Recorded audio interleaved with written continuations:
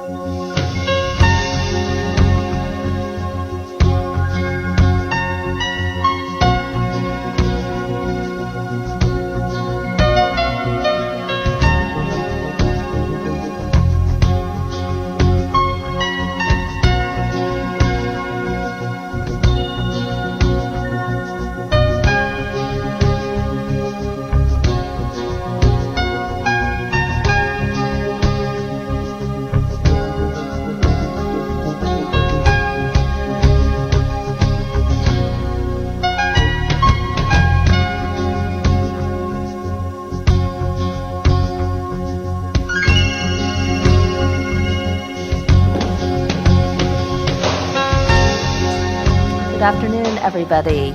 This hearing is now called to order. You are present at the public hearing of the Joint City Council Committee on Children and Youth and Education.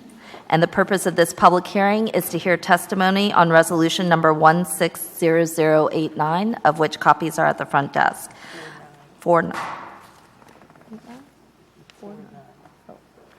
I recognize the presence of a quorum of committee members. Members of our committees in attendance are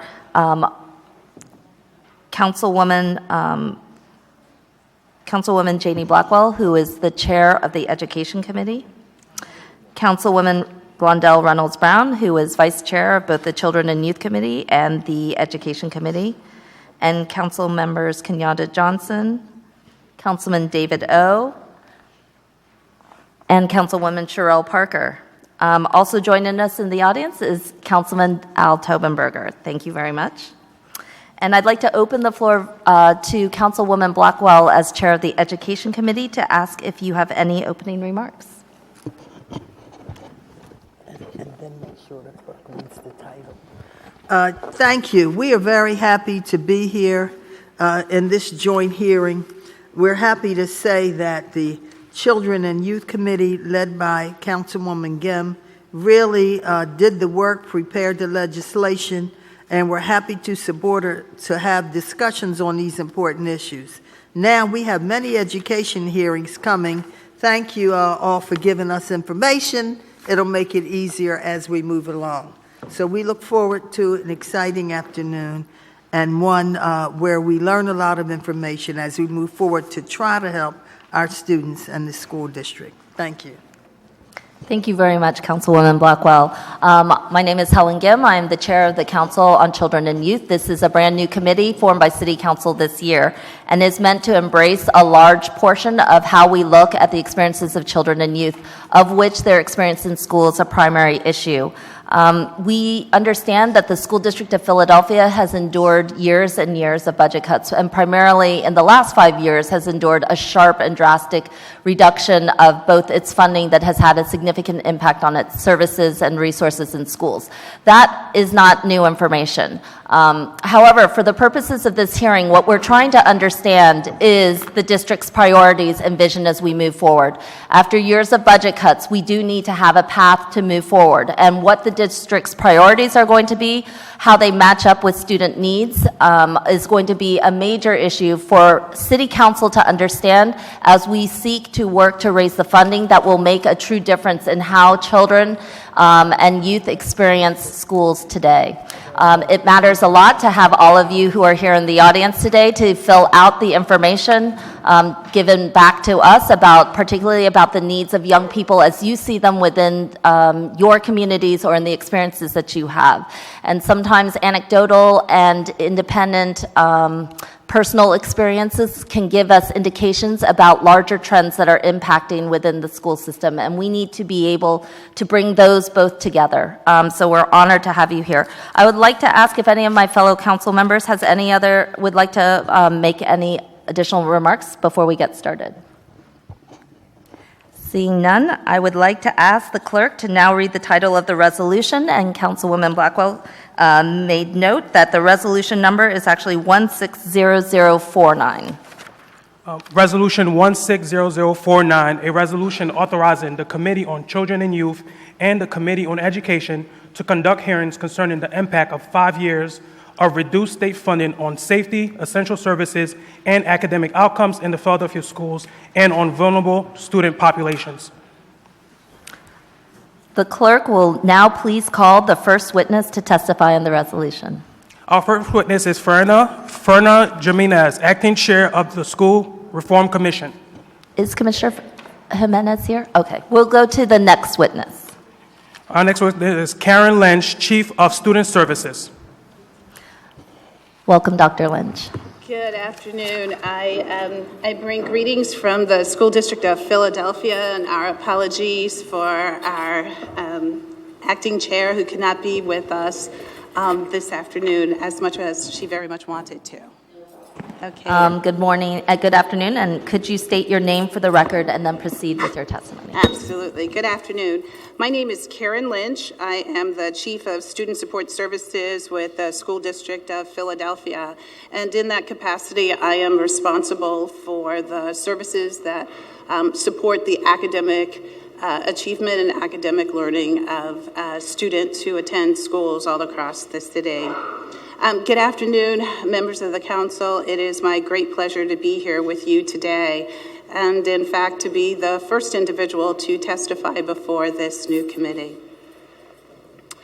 I thank you not only for the opportunity to discuss the school district's efforts to support students during the budgetary constraints that we have experienced and what we will do if additional funding does come our way. As the councilwoman pointed out, over the past 5 years, we have, in fact, as a city, endured financial constraints that have impacted our school district.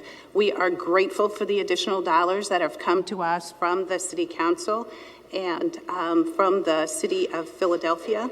And the council's leadership has allowed us to maintain our current services and begin to invest in students and in schools. And so for that, we are extremely appreciative. For the past 4 years, we have worked diligently to maximize, to leverage, and to use very efficiently the dollars that we have received. We've done so much with so little and with less. We've been establishing partnerships and involving partners all across the district to maximize what it is that we have been able to do. Our schools are safer today. Our suspensions are down. Our attendance is increasing. We've removed all of our schools from the state's persistently dangerous list, and we continue to focus on climate and safety in all of our schools. In partnership with the Philadelphia School Partnership, all of our middle and high school students now have the opportunity to access Naviance, which is a premier web-based software that gives our students access to college and/or career decisions. It's something that jurisdictions around the area have and districts in the suburbs have, and so to be able to offer this to our children to our students is a great opportunity. In partnership with the Department of Human Services, we've provided supportive services to our students. We've diverting them from arrest. And we've provided additional, for the first time in years, through the Department of Human Services, truancy and attendance prevention and intervention services. All this at no dollar expense to the school district, all of this by working with our partners and by collaborating. The Department of Behavioral Health and Disabilities, in addition to the therapeutic services that are provided throughout our schools, is also now piloting services in our high schools and designing a new service model for our elementary and middle schools that will better serve the students that are there. And that service model looks at and partners with our positive behavioral intervention and supports model so that we are leveraging the resources that we have within the district to provide even more services to our students. We recently received additional funding from the William Penn Foundation to increase the numbers of schools offering social emotional learning for our students. And we're really, really pleased that we've partnered with mentoring partnerships and resource centers to ensure existing and future mentoring organizations are strengthened through training, established standards, technical assistance, data collection, and advocacy. We want to increase the numbers of mentors that are engaged in the Philadelphia School District. Next year, we're going to start that effort. We're going to augment our effort by focusing on ninth grade, which, as we all know, is a very, very critical year. First-time ninth graders, we hope each and every one of our first-time ninth graders will have a mentor that will help them move through the next 4 years of their high school experience. But with more funding, we know we can do more.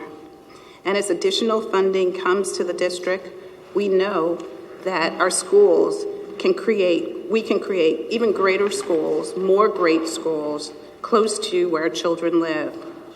We want our students to have what other students throughout the region have. We want our students here in Philadelphia to enjoy the benefits that other districts enjoy. We want advanced placement courses. We want to have a course program for students who are intellectually gifted. Several years ago, the program that we had was significantly decimated because of budget cuts. We want to have honors courses and offer foreign language. We want all of our students to have the opportunities that other students in surrounding districts actually have. With more funding, we can focus on educational services offered in our comprehensive high schools and implement services to ensure that our ninth graders don't drop out. Our goal is to ensure all students are reading on grade level before the 4th grade. And with additional funding, we can make this happen. Each student must be prepared for work and pursuit of secondary educational goals, post-secondary educational goals. And we value the support of our school counselors in that pursuit and their efforts to provide and their work each day to provide services towards these outcomes. If students in other jurisdictions have a school counselor in every building, we want that for our students in the city of Philadelphia. We want the same things that others have. If other jurisdictions have a school nurse in every building, we want the very same. Our students deserve what others have, what other students benefit from. Our students deserve the best. It's a complex issue. I urge you to keep in mind that the district has 218 schools. We have 189 nurse positions, and by state mandate, we provide nursing services in 339 schools across the city because we're also serving private and parochial schools. Our work is to create and to support learning environments that are tailored to meet the needs of students and not the other way around. Our children deserve, and we expect for them, an education that is both relevant and engaging for each and every student. The School District of Philadelphia can get there with the help of our partners, with the commitment of our staff and the dedication. We know that we can get there. It's going to be pretty tough. It's a collective action in the pursuit of our common vision. And I thank you for the opportunity to speak with you today. Thank you very much, Dr. Lynch. I'd like to acknowledge and recognize our fellow council member on the Education Committee, Councilman Mark Squilla. Thank you very much. I would like to open up to our fellow council members any questions that they may have for the witness. Yes, and we recognize Councilwoman Blackwell. Thank you. Thank you. Thank you for your testimony. As you may know, I've tried to tell everybody, so you probably do, that we're trying to establish a pilot program in my district with the help of Drexel, Penn, and CHOP to try to deal with nurses in our area. So that could be of help, and we had some ideas. We've been talking about it for about 4 years, and part of the issue was who they report to, since interns have to report to a nurse. but we're talking about another model where they can report to their supervisors. So we're going to set up a meeting. We're happy to call you. Maybe you want to come to this meeting. We've been talking about it a long time because we'd like to get it done so that maybe by September we can get something done. And another issue that I'd like to mention is this issue. This year the focus is on community schools. And we visited I may not say the name right, I've forgotten, the Work Ready School at 47th and like Spruce, Walnut in my area. And everybody knows about the automotive program, and everybody knows the workshop school, thank you. And I said Work Ready, workshop. And they were talking about how they would like to work with community schools. So this community schools thing can be used in many ways. So we would like to request that it be used not only in schools like Sayre in my area, Sayre High School, where Penn built a health center and put a new football area, but in areas like Workshop School, where they want to partner with other schools that offer various subjects. So that can be real exciting if we try to do it. And finally, since charter schools are public schools, why couldn't we also try to work with them, since they have a different focus, varying charter schools, and try to make that part of our community schools area? So I'd like to work with the district and PFT on those issues. Thank you. Thanks. Thank you. The chair recognizes Councilwoman Blondell Reynolds Brown. Good morning. Afternoon. Good afternoon. Let me first just say for the record how much my office appreciates working with you and members of your team to create an experience at University of the Sciences and Councilwoman Blackwell's district to capture the attention of high school students so that we can hold their hand to the extent possible as we walk them through the college admissions process. You know that we put that in place when we had to receive the devastating news that you had to make very tough, difficult decisions around full-time counselors. And so with the William Penn grant, does that speak to the counselor issue? How many years is the grant? How many children are going to be impacted by the grant? What are the details? The grant is for several years. Several years means what? 2, 4? That means it starts now and it's going to go for the next 2 years. Okay. With implementation to increase the numbers of schools that have social emotional learning by probably about 25 to 30 additional schools. Okay. The grant provides for the materials that are needed and the training that goes to school-based staff. For school-based staff? Yes. So that could be the teacher, that could be the counselor, it could be a variety of school-based staff within the schools that are going to receive. And we have several schools. It's an effort that's really focused on elementary school children, and so we have a good number of schools that have expressed an interest, and there's still other schools where we know that with the support of the principal, we're going to be able to make the implementation happen. It's an initiative that's in a continuum. We are hoping that younger children will have this opportunity so that as we increase the numbers of schools where there's PBIS, which usually works with an older child, middle school, and then moving on to, the opportunities for in our high schools with restorative practices. Is this a tested model that the William Penn Foundation has put forth? The evidence-based model for social emotional learning, it is an evidence-based program that comes out of Seattle. And what is William Penn looking for at the end of the road?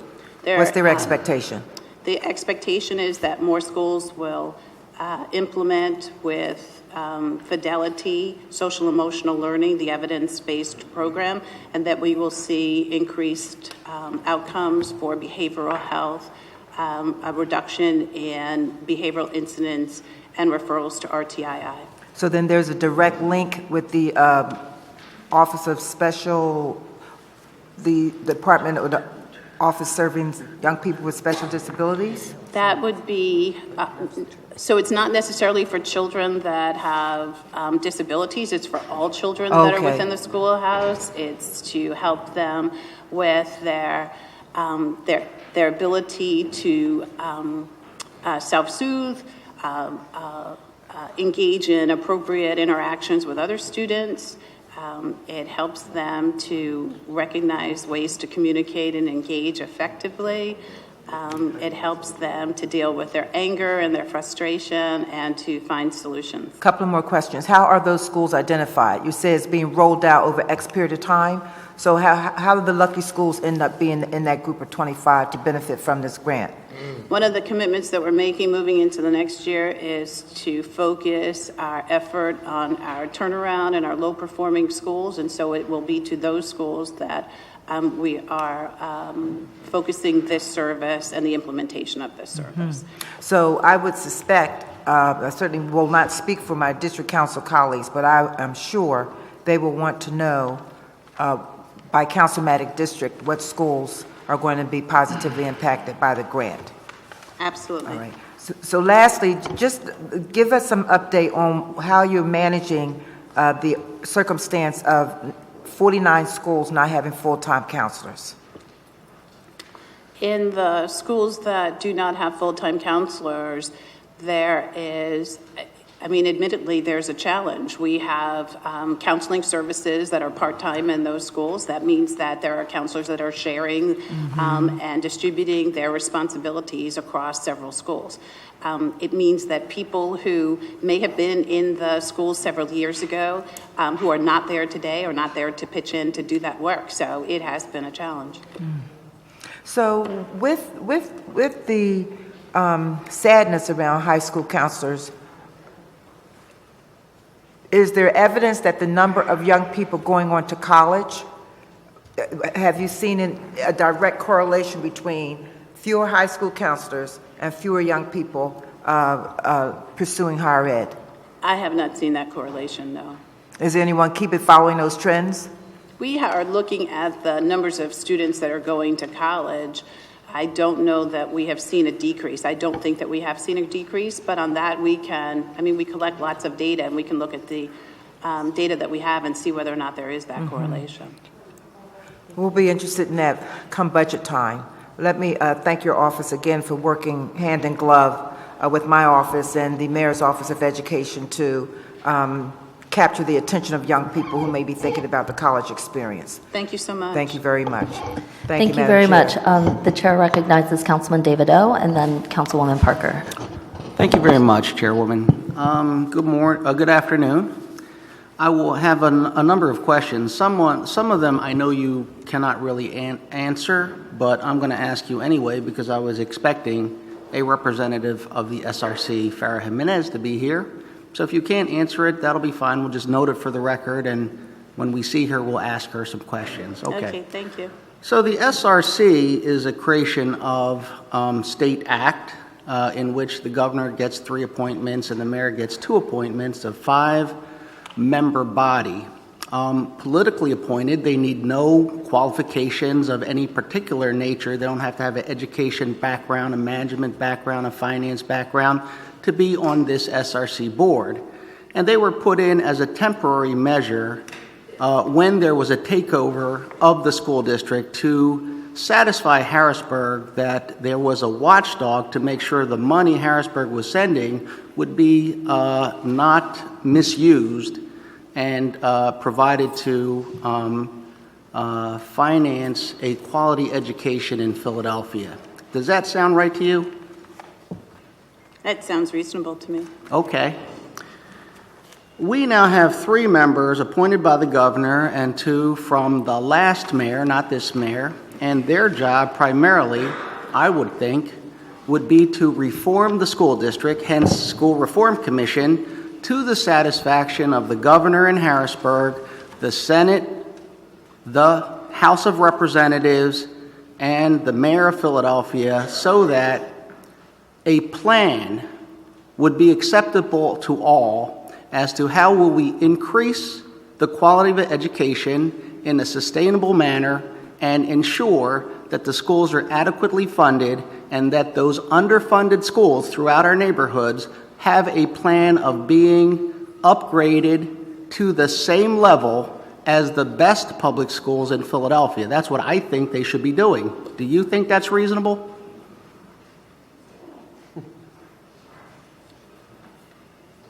Or you can say, I can't answer that. That's okay. Well, I'll listen more and hear more of what you have to say. Okay. Thank you. So what has the SRC done to get more money over these 5 years? Because every time I see the SRC, they're asking the city council to provide money to them, but what I'm saying is their job is to get money from Harrisburg. We have to take the money from the playgrounds, the recreation centers, the streets, returning citizens, literacy. We have to take that money to put it in the schools, which we have done, and I think it's more than $300 million. Every time we give money, and I think it's annually we give $350 million. So my question is, what is the SRC doing to convince Harrisburg that they have implemented a good system of education based on best practices, and that now the Senate majority, the House majority, and the minority, and the governor are all satisfied that we approve your plan, we fund this transition, we applaud your efforts, and we expect you to dissolve yourself in 5 or 10 years. Has that been done? So I am very appreciative that you offered the opportunity for me to share that it is very likely that much has been done, but it's definitely I don't think so. I'm going to interrupt you. It's not a question that I can answer. I can detail, that I can outline, and I definitely think that that's a question that should be asked of a member of the SRC. And where is the member of the SRC? I'm very sorry that the member of the SRC that was expected to come today. Farah Jimenez? Yes. Where is she? Where is she? Yes. I don't know literally where she is right now, but she was not able to come today. I understand she's not able to come, but where is she that she can't come here? Would you like me to guess where she might be? No, you're telling me you don't know because she didn't tell you where she is? Oh, no, she did not tell me where she was. Okay. I How do have we not know she spoken can't with make her. it? She just, somebody, what, she's just not here? Well, today happens to be our SRC meeting. Right? And our chair is not able to serve today. And I know that So none of the that 5 SRC members are available to come here to answer these questions as we enter the budget process.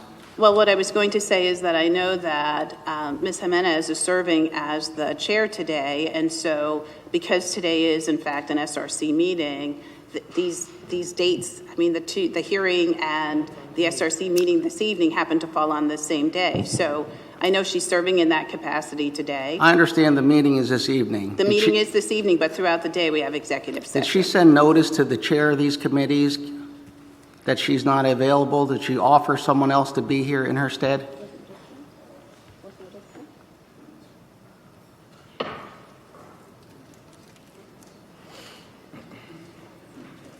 Yes, my understanding is that notice was sent that she was not going to be able to be here today. Anybody get notice? Okay, I'm told we did not receive notice because notice was not provided to me. What I would like to inquire is that when the SRC begins to ask City Council to raise the taxes and to take money from other programs to provide to the schools, and this is not your fault. I know you're sitting there and I'm a little agitated, but I'm not agitated. You do a wonderful job. I would like to know 5 years of underfunding, the entity that gets money from Harrisburg is the SRC. The members were appointed for that purpose. We have had issues with the SRC saying they can't get more money. They can't ask for more money. But we have to raise taxes to get that money. And what I'm saying is the SRC needs to step up or dissolve themselves. There are best practices. They can implement best practices on their way out. I think that would be a wonderful thing for them to do if they're not up to task.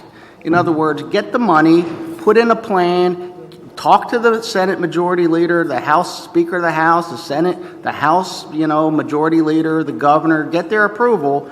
But I don't see that a plan has been advanced. I've never seen a plan.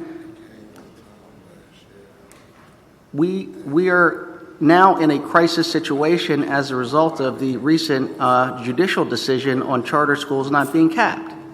We're not going to have the money to fund this. What is the SRC's plan, and how serious are they? They haven't had a plan in 15 years.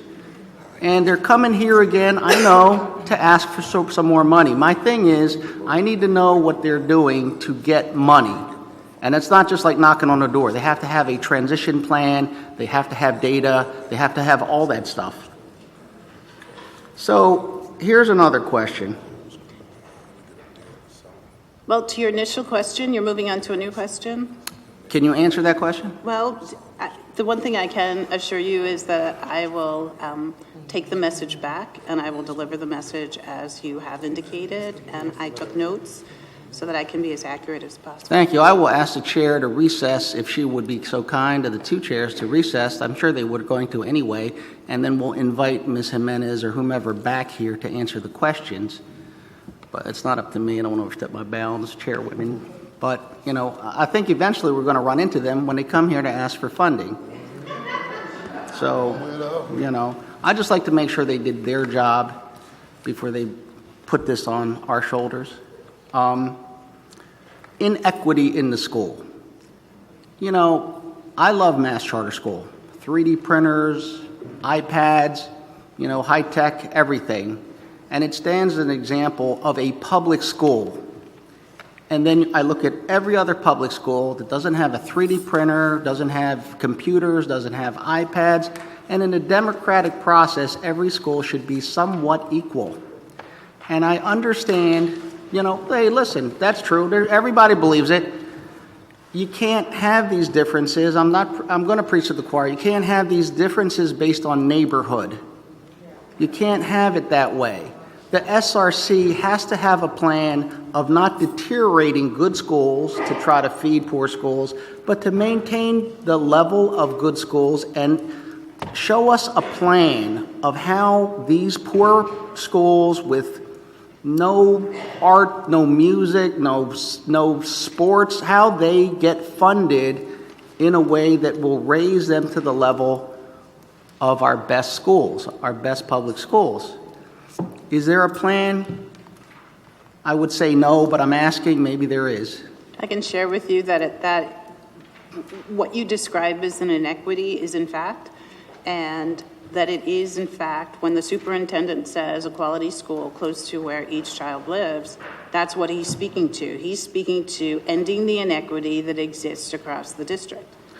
I have great respect for our superintendent. He does what he can with what he has. But I have got to get some money together, I suppose, or not. But the SRC, that's their primary job. They primarily are the appointees of Harrisburg.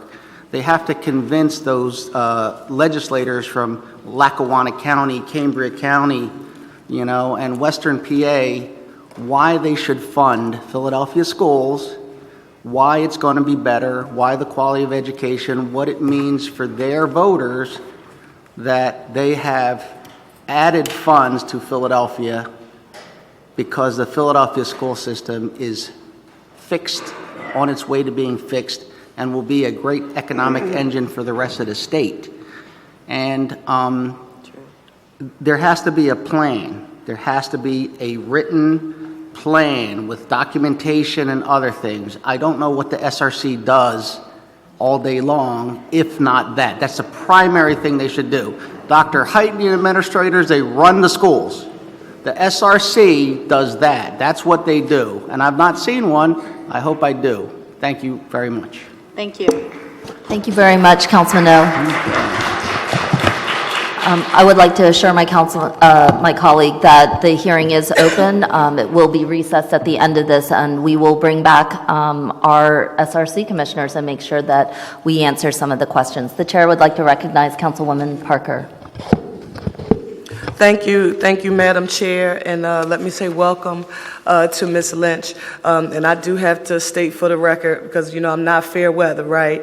Need to just thank you when we went through that very difficult process of school closures in our region. That was highly emotional, very intense, and residents were extremely concerned, particularly our parents. And we worked very, very hard to ensure that all of their concerns could get on the record, and that no matter how long it took, that the district heard them and their perspectives, and that could not have been done without some mutual cooperation. So I needed to thank you for the record for that.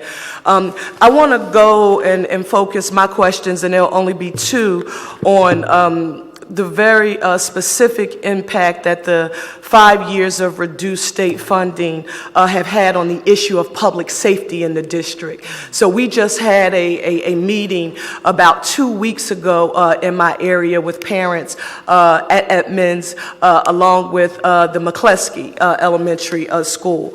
And so with that in mind, and I ask you this because I'm trying to quantify it, because when we say reduce funding, it's sort of very, very general. So my question is, are there any safety measures, and I want to be specific, additional safety personnel, cameras, or anything of the like that the school district had planned to implement but were unable to do so because of reduced state funding?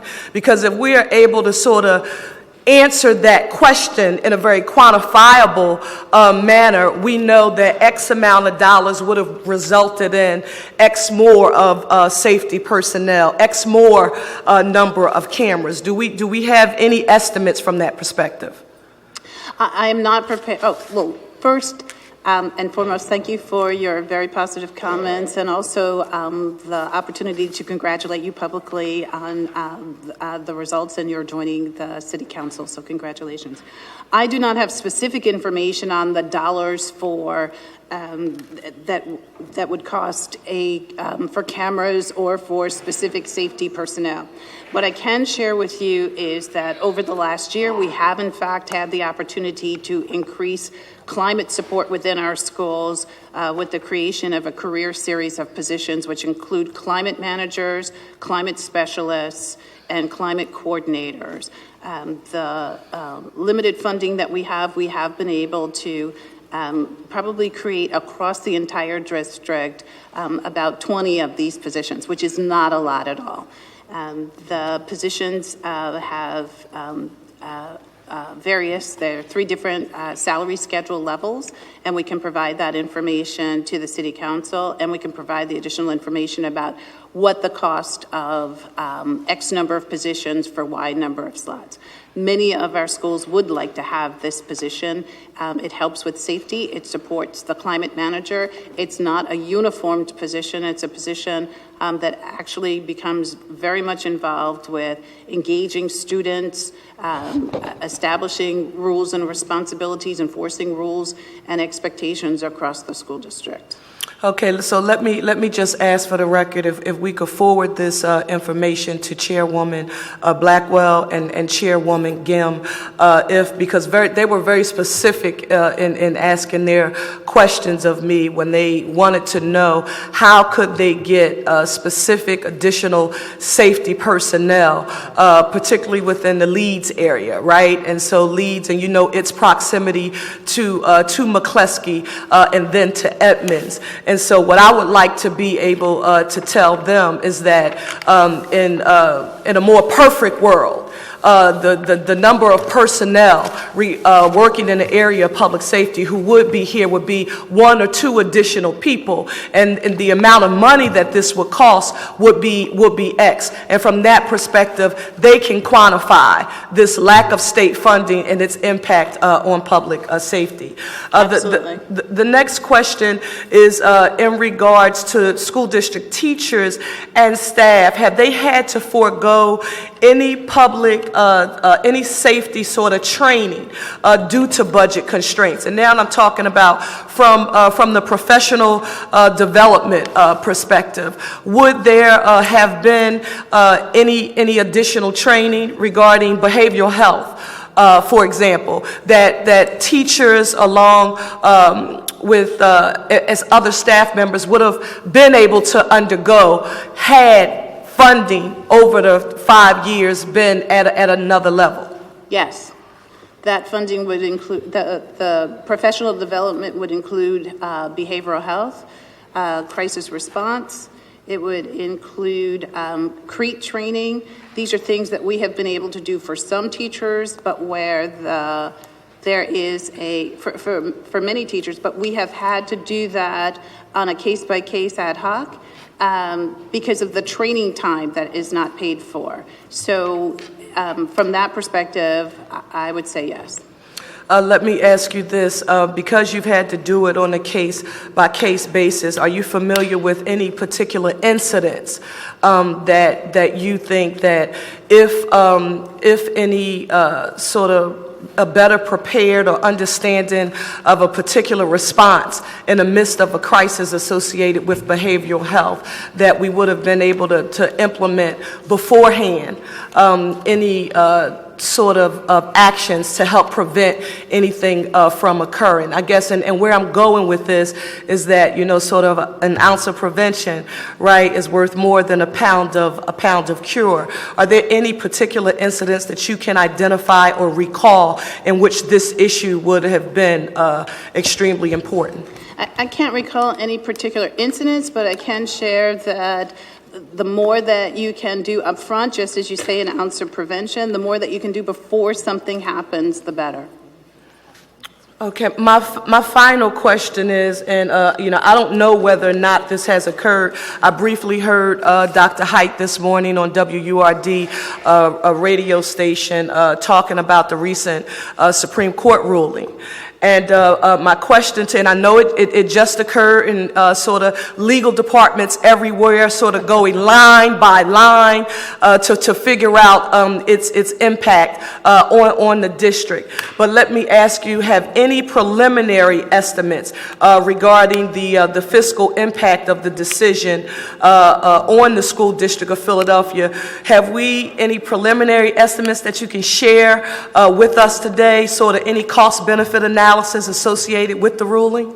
Again, these are dollars that we are, and the impact we are assessing. The actual dollar amount I would hesitate to give because we could quickly find out that it's going to be much more than I can estimate. But I will take note back to the district to ensure that that information is provided just as quickly as it's assessed and determined. Thank you. And so for the record, right, I wanted to just make a formal ask that information to be sent immediately to our committee chairs along with our president so that we can sort of, be in tune with the advocacy. Because I will dare say to you, having spent 10 years in the Pennsylvania General Assembly and being on the front line for advocating for the very little that we received, which I consider to be a drop in a bucket, and everything was in crisis mode, while this council was actually doing the heavy lifting, right, to generate the revenue, to sort of keep the school district of Philadelphia going, when the needs of the district were directly communicated immediately to local and state government officials to ensure that everyone is on the same page and receiving the same information. It is extremely important in advocacy, because what often happens when advocating for the school district or the city of Philadelphia in general is that there can sometimes be mixed messages. They think they're getting one message from local government, another message from state officials, and I'm the kind of person, I like to get everybody in the room, right? So no one can be confused about what the needs are, and we're all making the same united act. So I want to make that request sort of formally. And Madam Chair, that concludes my questions and comments. Thank you very much, Councilwoman Parker. And I would like to remind the school district that we do have an intergovernmental authority agreement that is supposed to be a collaboration around finances between the school district and ourselves. And we should see this as a partnership and an important way for us to establish communication lines, keep our finances clear.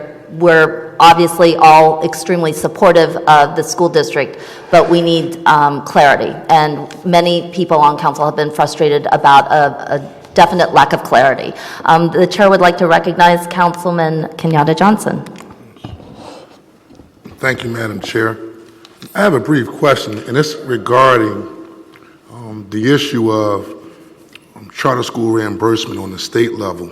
I know when Governor Corbett became the governor, he cut more than $100 million out of the line item budget in Harrisburg. And as we talk about the debate between do charters expand or not, obviously, when they do expand, they take a level of funding from the district, traditional public schools.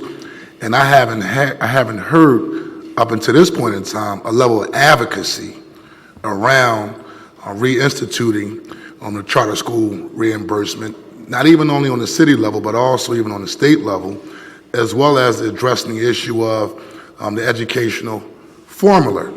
My biggest gripe has always been, I'm born and raised in South Philly all my life, went to Childs Elementary School, Barrett Junior High School, I'm a graduate at Edward Bach High School, and that provided me the opportunity to go on to Mansfield University, University of Pennsylvania, and coursework at Harvard. So I'm a firm believer, being a first-generation college graduate, that education is a passport for all the young people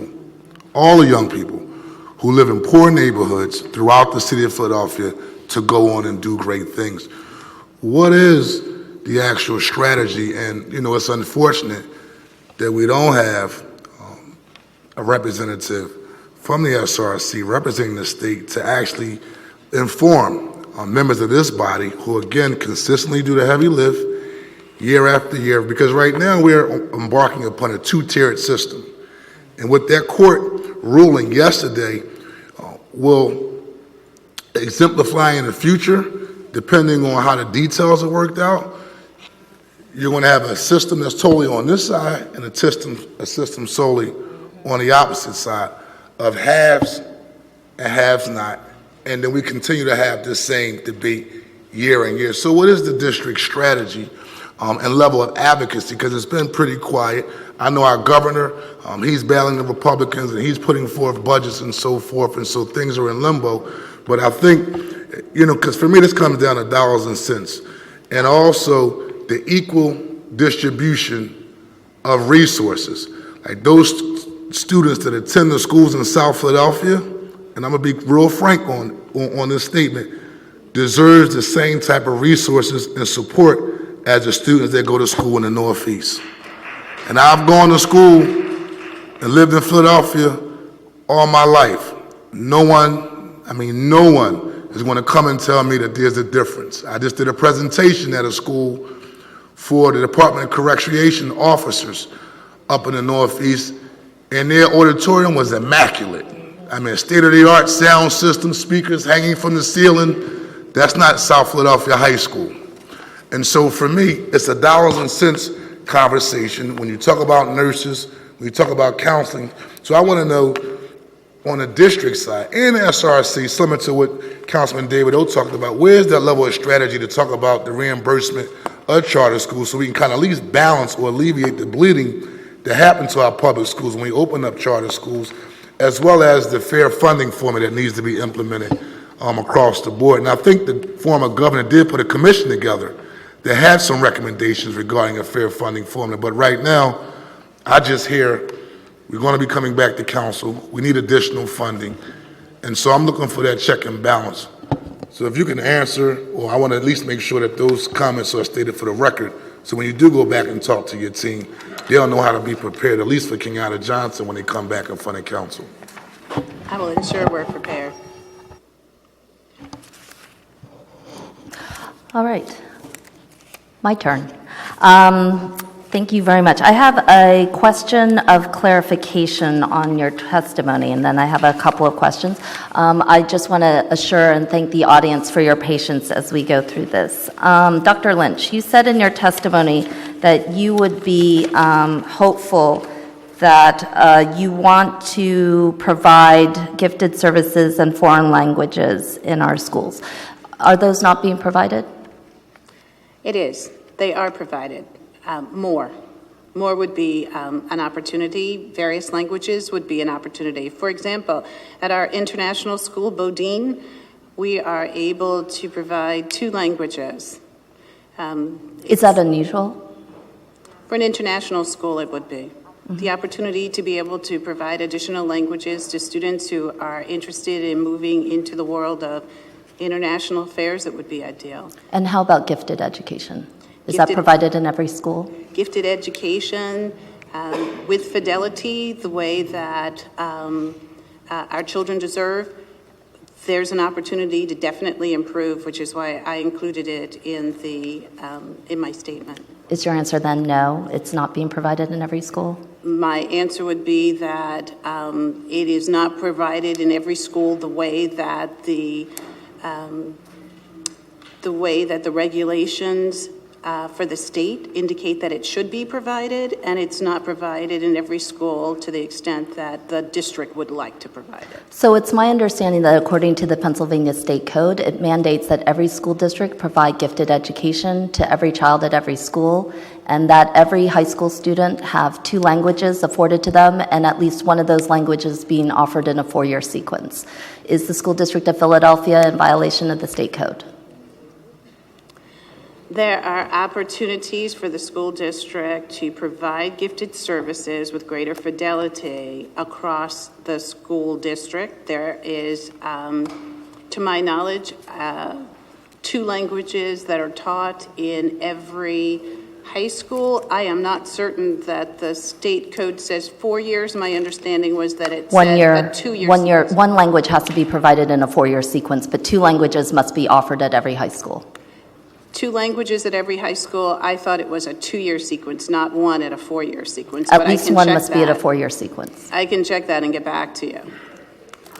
As we talk about what we are trying to do, it is my hope that the School District of Philadelphia and all of us understand that inequity and the elimination of inequity across the city is a primary goal. But there are basic ways that we can start to ensure that inequity is not being being addressed on a much more direct basis as opposed to a rhetorical kind of comment. And I guess what I'm hoping to have with this conversation is to understand ways in which that happens and how we do it. I do want to just note for the record that Fran Burns, who's the Chief Operating Officer, and Cherelle Logan, who I believe were the Chief Academic Officer, in addition to the School Reform Commission members, were asked to come to this hearing. And in part, it is because we are trying to have a good conversation between the school district and city council. For us to feel strong and confident about the dollars that we bring to the school district, if we are looking at changes in services, if we are asking people to see their taxes raised. We need to better understand what the priorities of the school district are across the spectrum. And for many of us, our complaints that come into the school district happen not only around academics, but the breakdown around school support services as well as the basic operations. So, I don't expect you to respond to that, but I just wanted to put that out there. If you could, please, it would help if you could provide a brief overview of current staffing levels and vacancies and changes that may have occurred over the last 5 years. Specifically, it would help to have you talk a little bit about teacher vacancies. As we know, we can't really talk about inequity if we don't have a teacher in front of a classroom of students. And it's my understanding that we opened the school year with almost 200 teacher vacancies in classrooms. Could you clarify what the current teacher vacancy is? My understanding is that information was provided prior to the meeting. I don't have that information in front of me, but it was provided by our HR staff. It's also that my understanding was that we did in fact open the school year with vacancies. I don't recall that it was as many as 200, but yes, we opened with vacancies. And hopefully you have that information. I do not. Oh, okay, so I believe we got an email today at 12:40 PM, but the teacher vacancies that we have through the Philadelphia Federation of Teachers indicates that there are 184 classrooms with no teacher in front of them today. Would you consider that to be an accurate figure? It seems slightly high, but I don't know the accurate figure. So one of the issues that we have is how young people are supposed to learn, and it would help also, now this is something that would fall under Cherelle Logan, is that correct? She would know this information.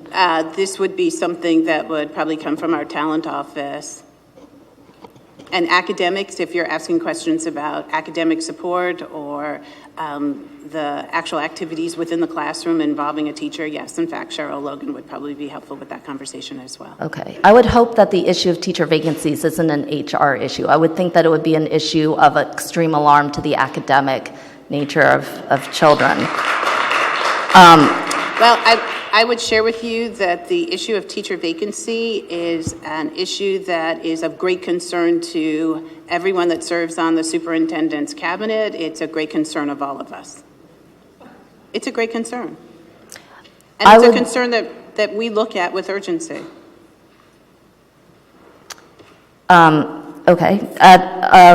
Notably, it is February of 2016, and I believe school started on September 8th. Yes. So the urgency, I'm trying to understand how the urgency is being addressed. Well, I think, and I can't detail this, but I can share with you that the urgency has been addressed by active pursuit of and recruitment of qualified teachers. I know that our organization has extended emergency certifications where teachers can be found. The challenge is that a good number of, this is a workforce that's in place at the start of the school year, and so to the extent that positions are vacant, it becomes a challenge. We also have an attrition rate that's considerable, and we have long-term absences, and so the combination makes it a challenge to fill all of the positions that are vacant. Does the School District of Philadelphia do exit interviews with teachers who leave the district to find out why they're leaving? I personally have not seen exit interview information, but I'm fairly certain that they do. I can share with you that the district does in fact do a customer service survey where we solicit from our teachers, our principals, our parents, and students information about the district, how they think about and what they think about their jobs, the challenges, and that information is readily available and in fact on our webpage. So one of the things that we will be asking about, and I will assure my council colleagues that we will find information about, is a clear clarification about teacher vacancies broken out by special education, regular education, the number of long-term substitutes serving students. We will be asking about the percentage of teacher vacancies that have lingered since September 8th. I think that's a very important thing to understand if there are students who are not receiving those, have not seen a teacher since school started. And additionally, we hope to break out by school type, elementary, middle, and high school, special admit, neighborhood, and magnet. I think those, and we'll be sending you this information more directly. So my understanding is that the information was sent through the spreadsheets. If there's additional information that we can provide, we will definitely try and do that.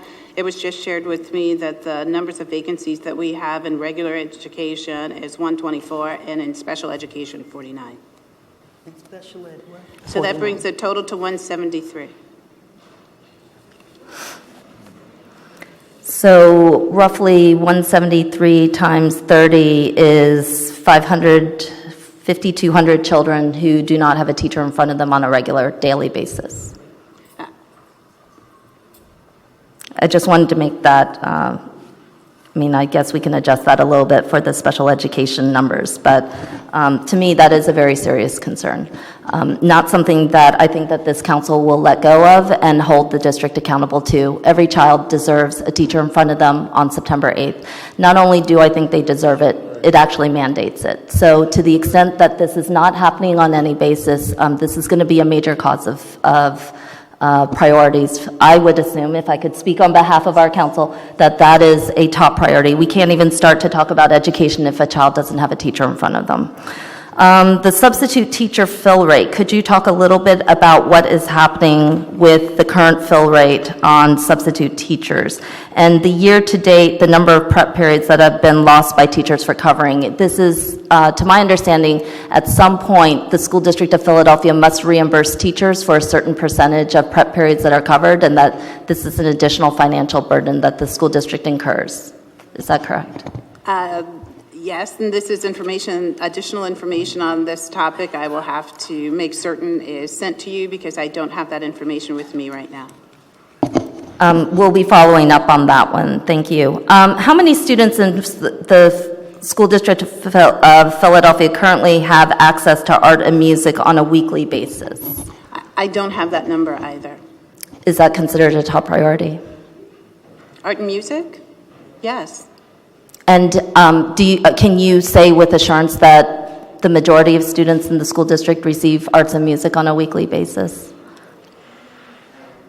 That would definitely be something that I would have to get back to you on. Okay, thank you. This is an area that is much more within your bailiwick because as Director of Student Supports, I think that we can have a easier dialogue since this is not something that is well outside of your area. One of our greatest concerns obviously is the School District of Philadelphia has laid out a clear priority around its action plan. And one of the top priorities it lists on its action plan is to implement the bullying and harassment policies with fidelity. However, in a recent 7th study, which you wrote into the action plan, not you personally, but your team wrote into the action plan, you noted that over 61% of students surveyed reported being concerned about bullying at schools. Over 50% of students reported being a victim of bullying, and 40% reported being a perpetrator of peer aggression and bullying at least one time in the prior month. And more than 80% of students at schools indicate that nobody does anything to try to stop the bullying. None of their peers do, and 40% of students report that students and teachers and other adults in the building do little to nothing to stop the bullying.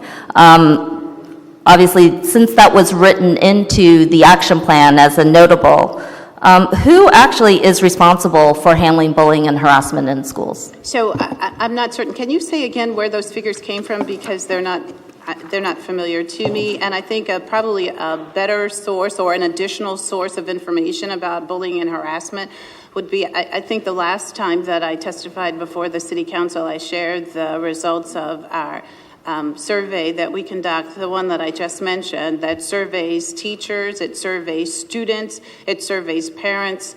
Bullying and harassment, which in fact is part of my area of responsibility, is one of the questions that was asked on that survey. In fact, several of the questions spoke to bullying and harassment, and I think that the outcome, the results of that survey show that from the perspective of teachers, the perspective of parents, and the perspective of students, they each have a very, very different idea about what's occurring. That from the perspective of students, it happens, it's far more infrequent, it happens less. From the perspective of parents, their results were very close to what students reported. From the perspective of teachers, it happened more. And so the opportunity to delve further into that and to see whether or not there are any trends, it's a survey that we conduct again at the end of the school year, probably closer to April, and we will be able to see whether or not there's a trend, a pattern, whether or not this information is a fluke, just what the results might be. So, I would ask that after that point, we'd be able to see more and be able to know more. So for clarity, that came from Action Plan 3.0 on the school district's website, page 21. Thank you. But the question remains, who is actually responsible for addressing bullying and harassment in schools? I just shared that would be me. That's part of my area of responsibility. Who at the school-based level? Oh, at the school-based level. It would be everyone's responsibility to address bullying and harassment where they see it, and in our training and in our policy that we circulate, that's exactly the case. Every classroom, in fact, is expected, and all throughout the schools, we expect to see the policies on bullying and harassment posted. So, Dr. Lynch, in 2009, Excuse me, 2010, Councilmember. yes. It's not Dr. Lynch, it's Ms. Oh, Lynch. I'm sorry. I thought you were a doctor. No. Oh, well, I'm elevating you up. Ms. Lynch, in 2010, the School District of Philadelphia was under a U.S. Department of Justice order for failure to address bullying and harassment of students. And one of the things that came out through that order was the district argued that everybody at a school would be responsible for bullying and harassment. And in fact, the U.S. Department of Justice found that not to be an acceptable response. And in return, the School District of Philadelphia actually developed a pretty comprehensive plan that put in place under Mr. Otis Hackney at South Philadelphia High School that seemed fairly effective. And it actually designated an individual to specifically address bullying and harassment that students and teachers and school staff who were required to do bullying and harassment knew that there was an individual who was there and present at the school who would connect the child or the victim or the perpetrator to a series of support services that would document and take reports that would address and direct that. Has the school district stepped away from that practice since it was considered a best practice?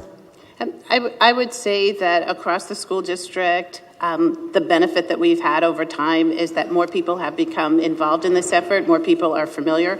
When we train at the school level, we train everyone in the school that is able to attend our training sessions, and our policy says that everyone will be, that all across their district, when we see it, when we recognize it, it's something that we will report. I can share with you that that's the practice we're following.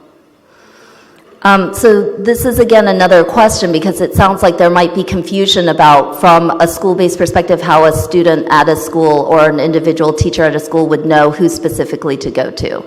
The School District of Philadelphia obviously has a school safety officer, Ms. Diane Schur, who's at the legal department, is supposed to be addressing bullying and harassment specifically, but does she communicate directly with any and specific individuals to ensure that bullying and harassment is being addressed better in schools?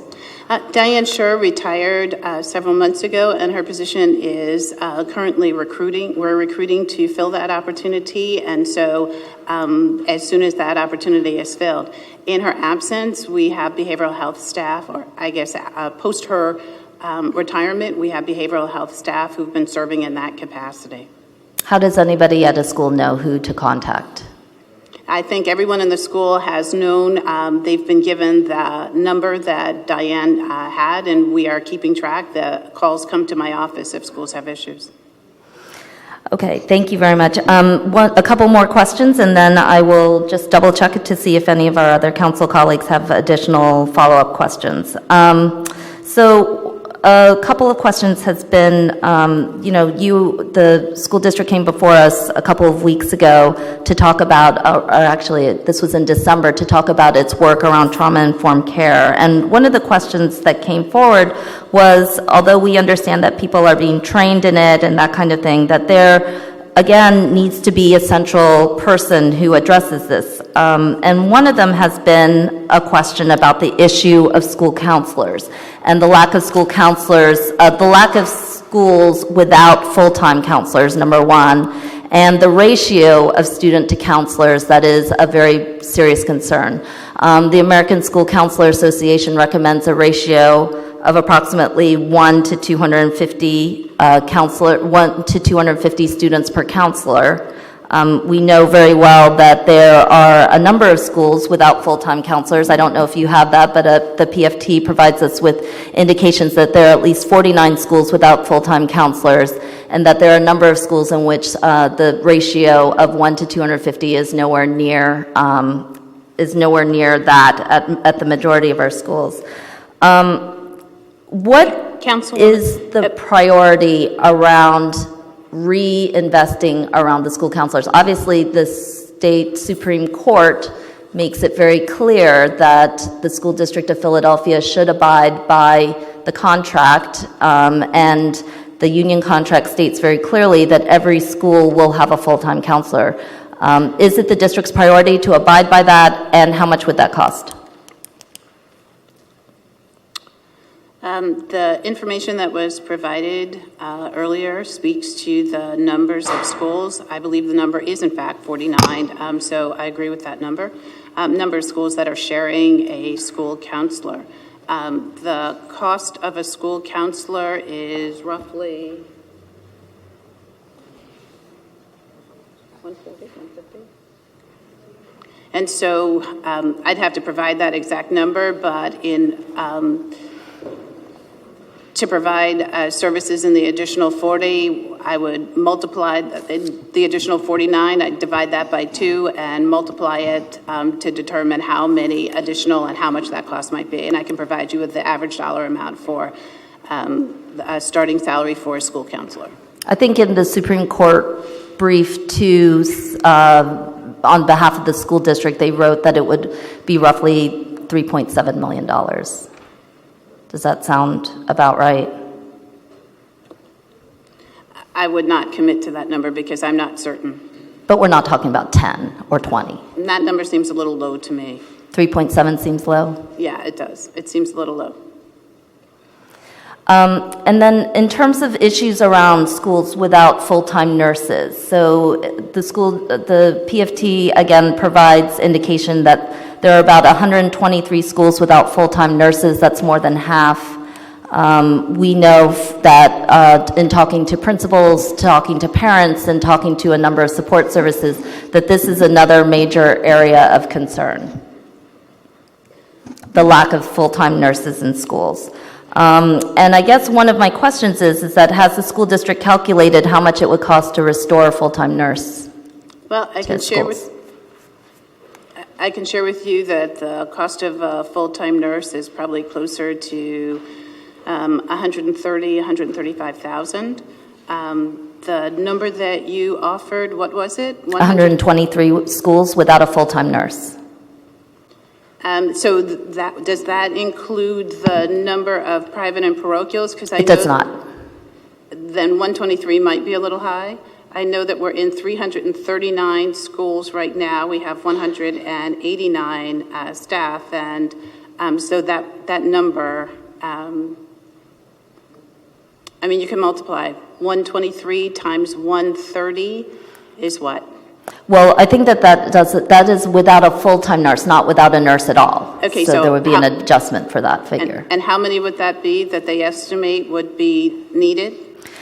It's my understanding that before one of your staff people left, who was chief of staff to Superintendent Height, that she gave us an estimate of approximately $8 million to restore a nurse to every single public school in Philadelphia, and approximately $12.5 to $13 million to restore a nurse to every single parochial, public, and parochial, private, and public school in Philadelphia. So that would be 8 and 12? Is that what you said? Roughly 8 and 13. 8 and 13? Yes.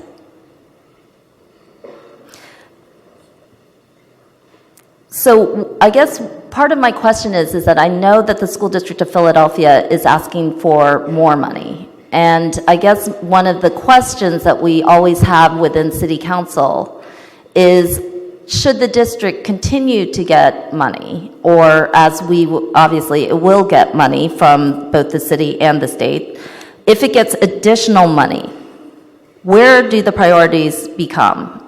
What are its central priorities around restoration, a restoration agenda fundamentally back to every school? I shared the priorities in the statement when I pointed out some of the tremendous priorities that we have. In the statement, I think I shared that. In fact, I know that I should. So I just want to readdress again that it sounds like between, if we were to say 3.7 million is too low to restore a counselor back to every school. But we are talking about less than $20 million that would guarantee a full-time counselor and a full-time nurse in every single public school in the school district of Philadelphia, and a full-time nurse in every single private and parochial school in Philadelphia. And that seems like a number that is manageable, as opposed to the 300 million or 5 billion that sometimes gets pushed out there. That seems overwhelming. I'm sorry, didn't you say 13 million plus the 8 million? No. 13 million would include, would be the total in terms, it would be an additional 5 million to do private and parochial. The one thing that I think is probably important would be, before I make a commitment one way or another, to actually look at the information, look at PFT's information and cost it. And is that something that we can be clear about? Because I think one of the things that we really need from the school district is a restoration agenda that prioritizes where the spending will go. It feels like, from our perspective, that a lot of money does go to the school district of Philadelphia, and a lot of it goes out in unclarified expenses, and our children still seem to be falling farther and farther behind, and that we can't even make basic issues like school code requirements. That's going to be a very serious issue. I would like to ask if any of my other colleagues have any further questions for Ms. Lynch. The chair recognizes Councilwoman Parker. Thank you, Chairwoman Gim. I want to quickly go to the issue of class size. Now, help me here and tell me what the model ratio is for elementary, middle, and high student to teacher ratios. With the model number. I can share with you that in kindergarten, it's no more than 1 to 30. And while we aim for that in the upper levels, it can sometimes become much higher than that. Okay, with that being said, I'm looking at this printout here that's provided to us from the PFT, and obviously very parochial, looking at the 9th Councilmatic District, and I'm looking at the Laura Carnell School, and for the number of oversized classes versus grades and the number of students that are in the particular class.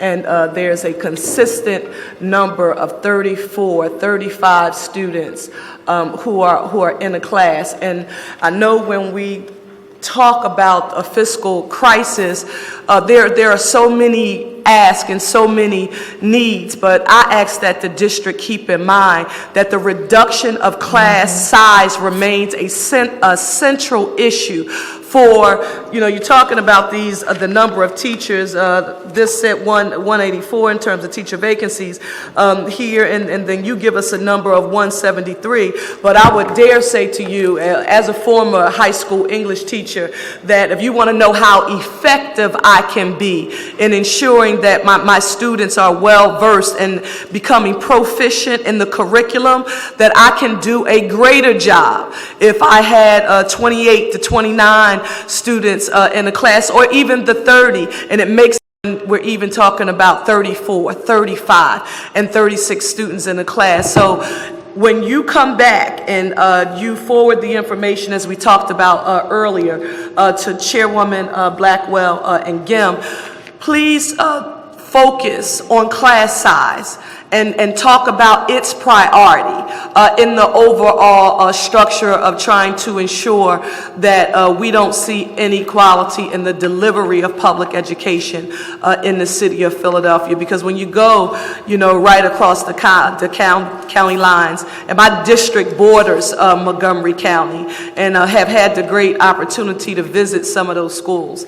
And so I'm just in McCleskey, and I'm looking at 30-something kids in the classroom, and then I go across the street to the county. Let's say we're talking about K through 8 as it is there, and I'm looking at sometimes 15, 18, 20 students in a class, and then we're wondering why those teachers appear to be more effective and efficient in helping to ensure that the curriculum is delivered. So I'm pretty passionate about that issue, not because it feels good and it gets a headline, but because I've been in the classroom trying to ensure that my children are learning to actually get it done, and just wanted to say that for the record.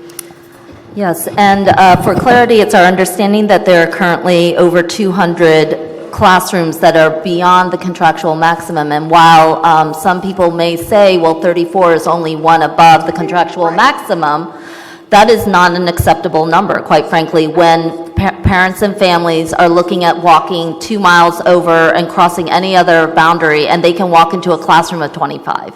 As the school district of Philadelphia, as the city of Philadelphia potentially embarks on a pre-K and universal pre-K agenda, which will be a massive investment around our birth to 5-year-olds, that is a wonderful thing. But if we can't look every parent in the eye and promise them that they're going to walk into a kindergarten classroom that is of a small and manageable size, it's hard to understand how we're going to be able to advance on literacy issues, and we will not be able to generate the confidence, no matter how much money we put into pre-K, if our kindergarten classrooms are 30 or more without a nurse and counselor in the school. I'd like to welcome Councilwoman Maria Quiñones-Sánchez, and the chair would like to recognize Councilman O. Thank you very much, Chairwoman. This is not really a question. I just wanted to share with you because I think it's important to say that last week I had a young lady, 10th grader, who was beaten up in the bathroom of Northeast High School. I actually was on Facebook and I saw this video that apparently went viral and 2 million people saw it, of a young lady, maybe about 100 pounds, beaten up in the bathroom of Northeast High School by 4 larger students. And she reposted the video of her getting a beating because the girls had posted that in a bullying effort to further humiliate her after bullying her. And then, but the assault is an assault. It's not a bullying thing. It is a physical beating that she got. And she and her mother came to see me because I reached out to them, and Councilman Sanchez and myself introduced a resolution recognizing the courage of what she did. Unfortunately, what happened, it appears, is that she was removed from the school, and the 4 young ladies, well, nothing happened to them. They're going to school as it is. The mother did not want to send her to another school, so I think, unfortunately, she is not attending school at this point in time. And so this is kind of a problem. Now, coincidentally, the next day on Facebook is another video of a student walking to Memphis Charter School, and someone walks behind him and punches him in the ear, and he falls down to the ground as the other student videotapes that.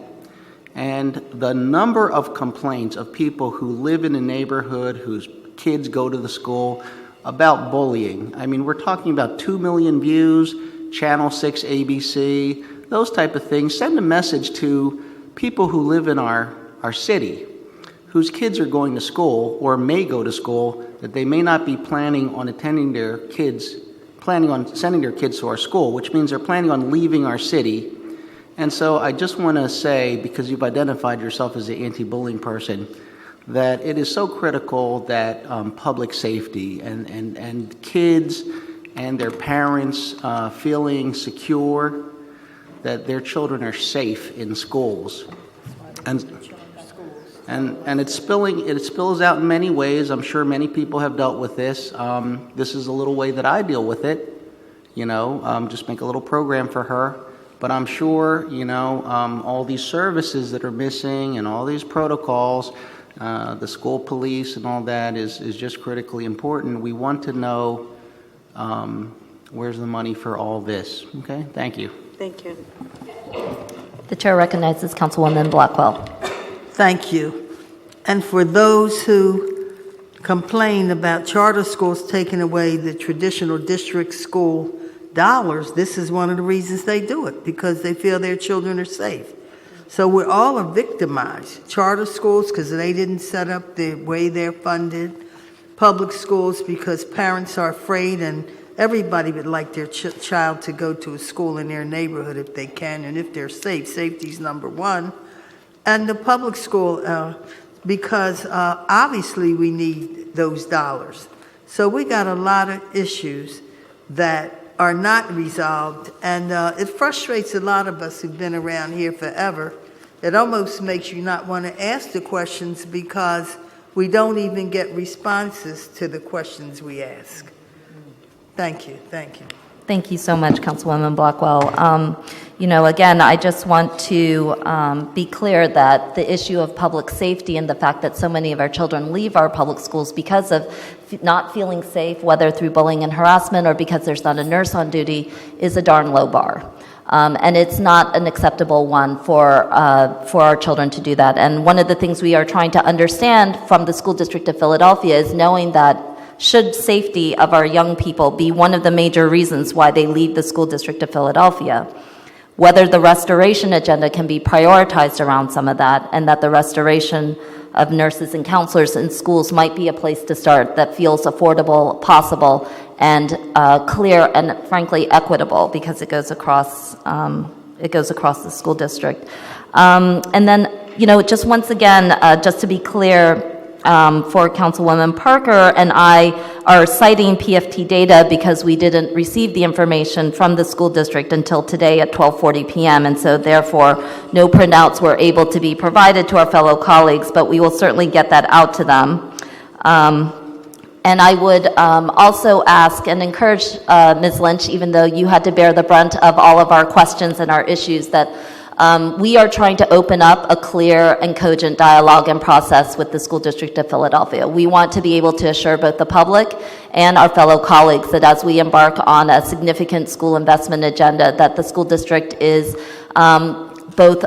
this is a collaborative partnership that we're trying to hold one another accountable. We are certainly on the hook for any money that we raise, for taxes that are brought forward to the public, for additional monies and things. But we need to know that if the money goes in, we're going to need to see a different way in which we are holding the district accountable for the priorities that have been clearly established, I think, by the public. Did you have any final comments, Ms. Lynch? No, thank you. Thank you very much. I think we are in conclusion for this witness, and I appreciate your coming here. It's a reminder again to my fellow colleagues that we will, at the end of this session, be in recess, and we will bring the School District of Philadelphia back. And we certainly hope the School District of Philadelphia will honor our request to have the SRC operations and academics present, as well as Ms. Lynch. So thank you very much. Thank you. We are going to call and move into the next session, and I thank the audience for their significant patience on this. I encourage you not only to read your testimony, but you can also summarize the highlights. The full testimony will be put on record. It will be made available to all of us, and we will use your testimony to ask further questions of the school district. So I know that I want to respect everybody's time. Could the clerk please call the next witness to testify? Our next witnesses will be Dr. Kate Shaw, Executive Director for Research for Actions, Jerry Jordan, President of the Philadelphia Federations of Teachers, as well as Donna Cooper, Executive Director for Public Citizens for Children and Youth. Thank you very much. It's my pleasure to welcome Dr. Shaw, Ms. Cooper, and Mr. Jordan. Thank you for your patience, and thank you for coming here today. Good afternoon, everyone. My name is Kate Shaw. I'm the Executive Director of Research for Action, and I'm actually here not to speak specifically about the School District of Philadelphia, but to present some data about the effects of inadequate funding across the state. And I recognize that the focus of this hearing is on Philadelphia, so if you would like me to, I would be happy just to enter my testimony into the record and cede the floor to Mr. Jordan. It would help for you to do a little bit of research for actions summaries on some of the areas which touched on some of the areas of concern that Councilwoman Parker might have talked about, which includes increases in class size, reductions in staff, and cuts to extracurricular services. Sure.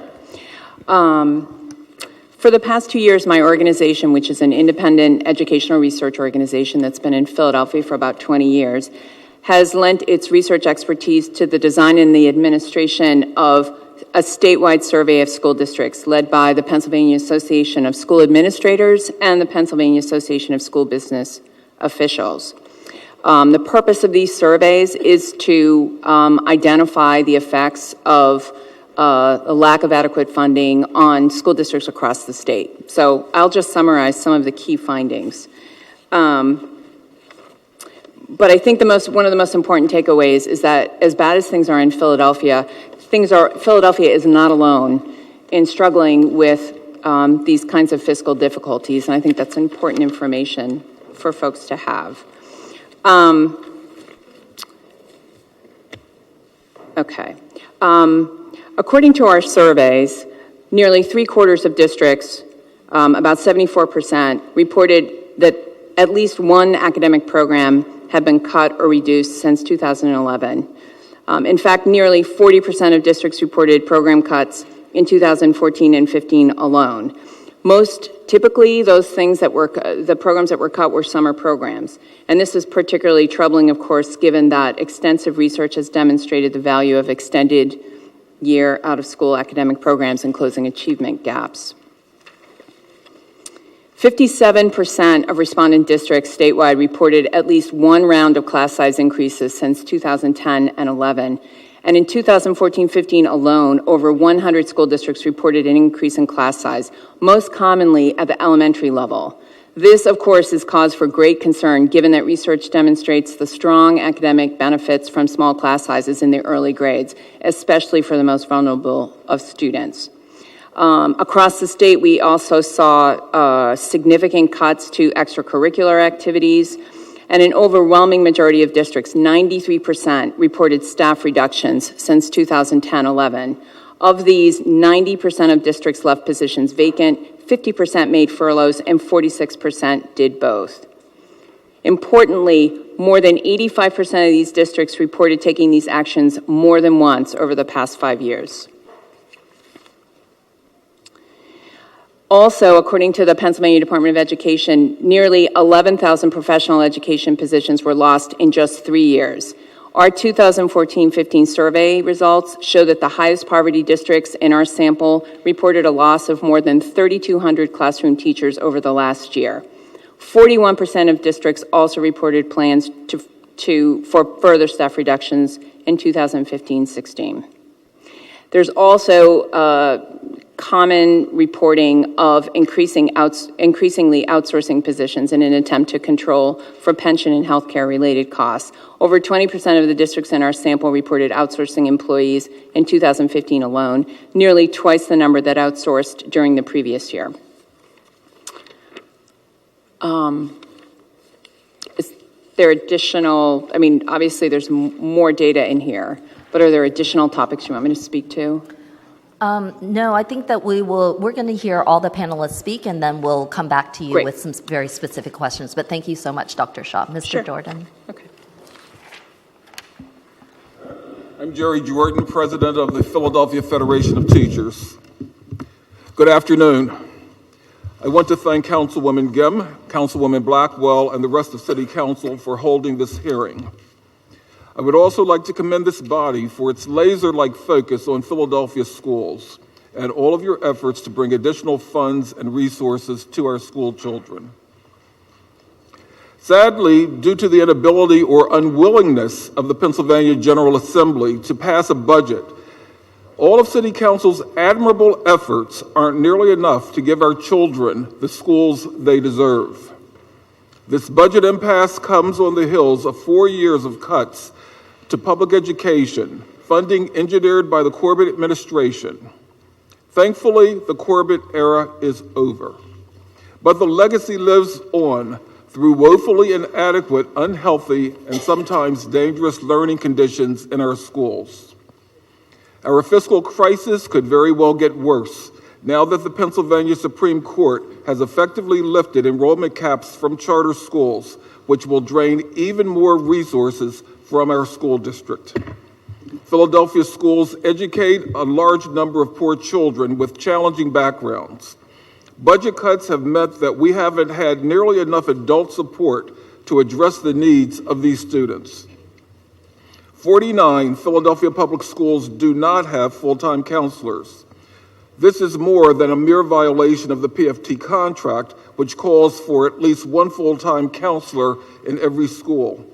It represents gross negligence of the complex social, emotional, and academic needs of Philadelphia students. There are 123 schools, more than half of Philadelphia schools, that don't have a full-time certified school nurse. 17 of these schools get a nurse once a week or less. For many of Philadelphia's school children, the nurse is their best and often only healthcare option. We have seen tragic examples of what can happen when, in an emergency, no school nurse is available to deal with a child's health emergency. The lack of nurses becomes particularly troublesome in light of the many unaddressed school building maintenance issues and safety hazards. Without proper funding, it's not a question of if, but when another horrible incident like what occurred at FS Edmonds happens again. The cuts have had a direct impact on instruction as well. There are 205 oversized elementary and middle school classes in our school district. If you add high schools, the number of oversized classes is likely much larger. 18 elementary schools have 4 or more oversized classes.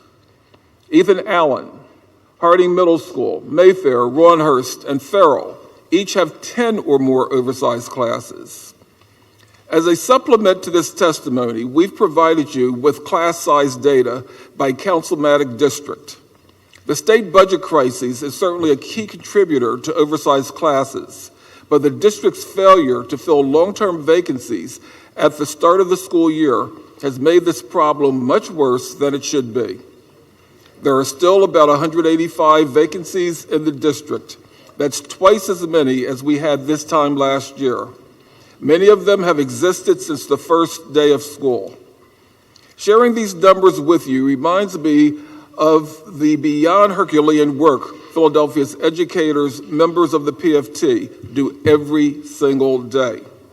Despite having their salaries frozen by the SRC for the past 4 years, despite having to buy their own paper and supplies, and despite having to cover additional classes because of the district's ill-fated experiment with Source for Teachers, they show up every day because they love Philadelphia's children.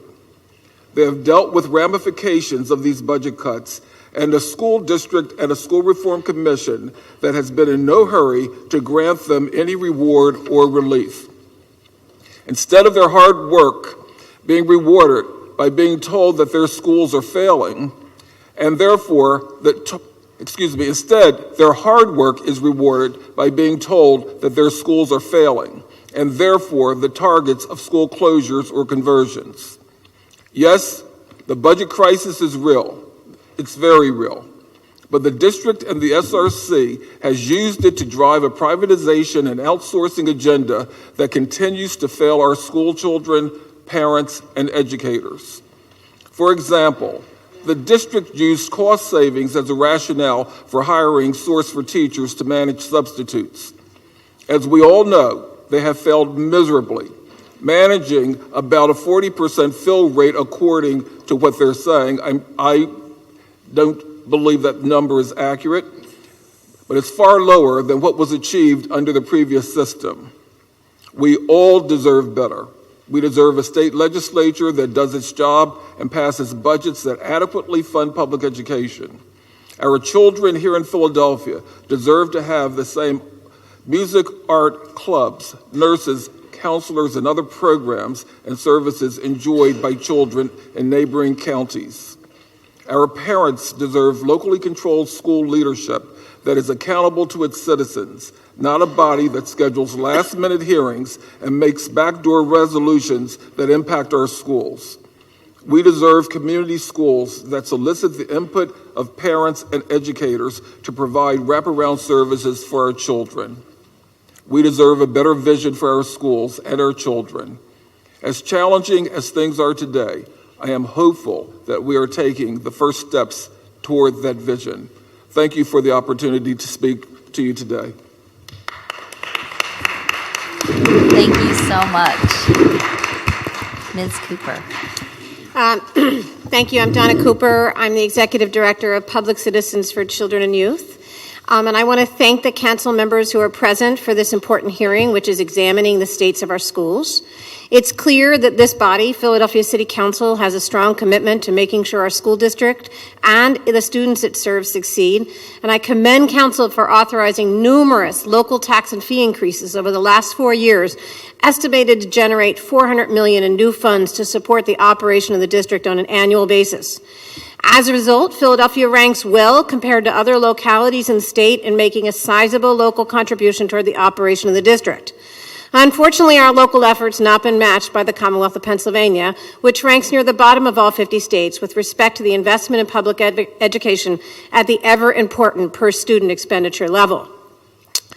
With more than $1 billion of local tax revenues not being spent annually by the district, the focus of this hearing is all the more important. I'm going to focus my comments on the specific student support needs of our schools because I think these are the areas where the city and district collaboration can make a significant impact on the conditions of our schools. That is not to say that I don't think class size is an important issue, but the role of the city, I think, can be best exercised in these areas, student support areas. For instance, in considering the conditions of our schools, it's important to remember that only a few years ago, the district closed 23 schools, and as a result of the state budget cuts, it laid off more than 6,000 staff, including teachers, nurses, librarians, and counselors since 2011. While some professionals have been rehired, the sudden budget cuts from the state decimated the district's workforce and caused talented and long-serving professionals to turn to other options for employment. In my estimation, the state's massive $1 billion disinvestment in education is at the heart of the current high vacancy rate of teachers and nurses across the state. Basic economic tells us that if an employment sector cannot offer reliable employment to highly sought-after college and master's educated professionals, then those hot commodities can enter other sectors for stable employment, and as we have seen, they will do so. Due to the city's willingness, however, to boost its local investment in the district, many of the laid-off counselors have been hired back. That seems like good news, but the fact of the matter is the ranks of school counselors were inadequate before the state budget cuts, and they're simply less inadequate today. On a good day, there's a counselor for nearly every 500 students. To add a bit more context to our counselor shortage, think of it this way. Philadelphia School District's Guidance Counselor Corps comprises 6% of all the guidance counselors in the state, while the district is charged with educating nearly 10% of the students enrolled in district-run schools across the state. Data from last year indicates that we have slightly more than 400 fewer counselors today than we employed before the state budget cuts. As a result, we consider students lucky if they go to a school with one counselor, while surrounding communities offer students access to teams of support, as Councilwoman Parker recently alluded to. For instance, a news report indicated that George Washington High School in Philly had last year 1,800 students and one counselor, compared to Plymouth Whitemarsh High School in Montgomery County, Colonial School District, which had a 6-counselor team for its 1,600 students. This stands in stark contrast to Philadelphia. For 1 second, let's think about the counselor shortage from the perspective of where most of our public students attend high school. Nearly 19,500 of our high school students attend one of the district's 19 neighborhood high schools. Across these schools, there are 35 high school guidance counselors. In these schools, 95% of the children are coming from families in poverty, most in deep poverty. Unlike students in other schools, they're more likely to be ELL learners or special ed students. These students need the help of a guidance counselor if they're going to successfully navigate their post-high school path. But the student-to-counselor ratio in these schools is nearly 600 to 1, which means the support they need is unlikely to be available. Keep in mind that even if the number of counselors rebounded to hit the pre-2010 level, the district would still be far short of what's needed to support its students and teachers. But I want to take this one step further. Guidance counselors are a must, but their productivity impact would be dramatically enhanced by the presence of skilled social workers in our schools. Far too many students have suffered trauma, been engaged in the child welfare system, or are homeless. The needs of these students fall to guidance counselors, but the professionals who are best trained to meet the needs of these children are social workers. If the city were to integrate some of its social work core into the district, which I've heard Mayor Kenny says he thinks is a good idea, then our guidance counselors could do their job better, and children with multiple social support service needs would be more likely to succeed. Again, let me focus back on our neighborhood high schools. These 19 schools have twice the share of students who are at some point in their lives on the DHS caseload compared to students in the magnet high schools. The numbers are overwhelming and they demand attention. Our neighborhood high school students need the kind of support that a highly skilled social worker can provide. In the last 5 years, more than 70% of the foster care cases once carried by the DHS staff have been shifted to the newly formed Community Umbrella Agency Network. While some talented DHS staff are either working in that network or supporting the transformation, I urge us to think about how at least 400 highly skilled social workers still on city payroll could be deployed to our schools, starting with the neighborhood high schools, where they could do both their casework for their children on the caseload and help children and their families avoid ever being on the DHS caseload in the first place. While we're on DHS, I want to commend Council for their support of the Transformation of Services Initiative over the last 5 years and encourage Council to actively engage in the review of how that transformation is faring.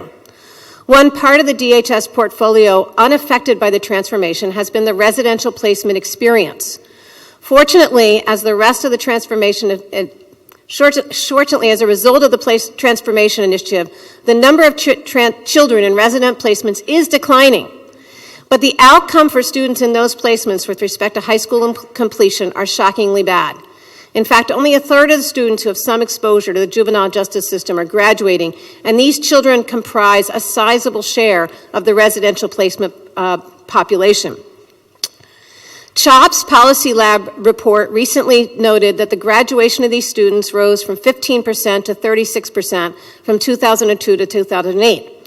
But given the extraordinary cost to the city of residential placement, I urge you to consider ways to ensure that DHS, its subcontractors, and the school district continue to improve this graduation rate while also decreasing the number of children in these expensive placements.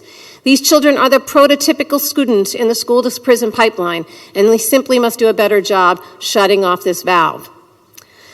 We learned from the public school notebook that the district had 183 school nurses last year, most of whom split their time among 218 school district schools and to some extent in private and parochial schools. That's about one nurse for every 2 buildings, as we've already heard, but that, of course, doesn't take into the needs of the buildings based on the variance of the size. In fact, we have about 1 nurse for every 1,100 students in the city, and that's a dangerous situation when professionals tell us that the nurse-to-student ratio needs to be much closer to 750. Let us not forget that on September 25th, 2013, La Portia Macy, a 12-year-old student in our schools, died after suffering a severe asthma attack on a day when no nurse was present. The safety of our school requires us to solve the problem of too few nurses in our schools.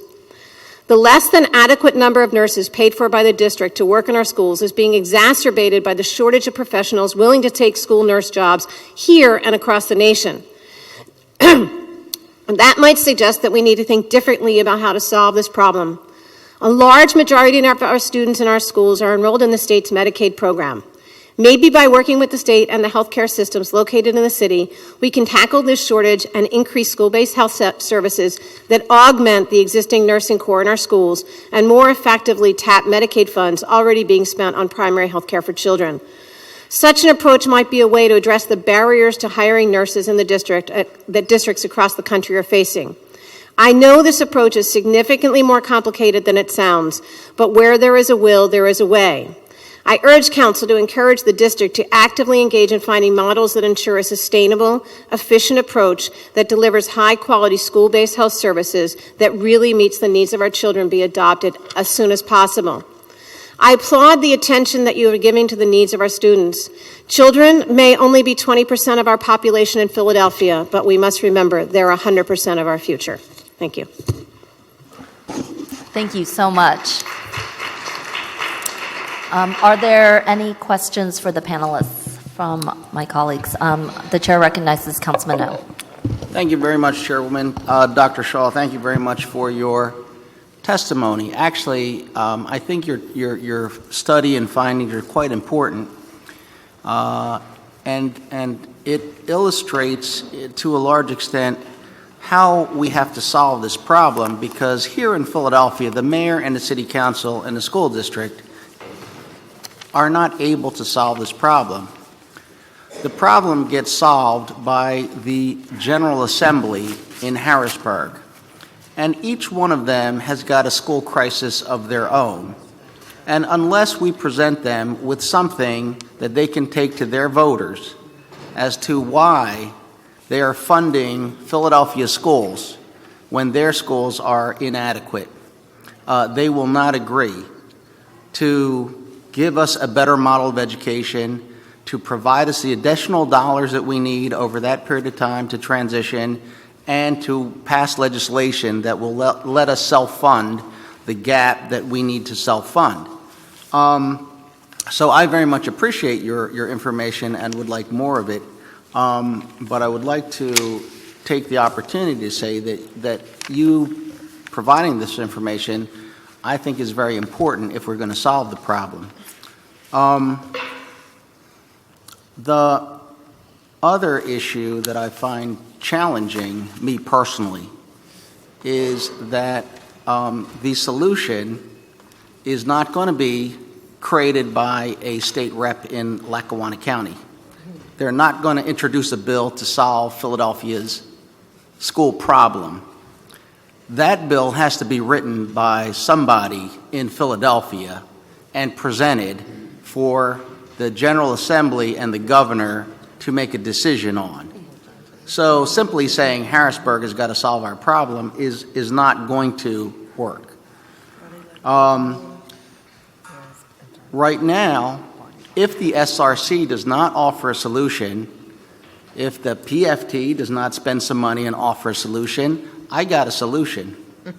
It may not be a very good one. I think it's a good one. But on this big dinner plate of possible solutions, there's chocolate mousse. And that's called a charter change that I introduced. If somebody would like to do a better job, please write a bill and send it to Harrisburg, get it approved, get it passed, get all the support, or give it to the mayor, or the mayor could do it. But without a law, a bill, an action, a plan, there's no solution. If you don't like my solution, write your own. But that's up in November. You could oppose it, and then you still haven't solved the problem. So I would invite everyone who wants a solution to go draft a bill and put it on the table.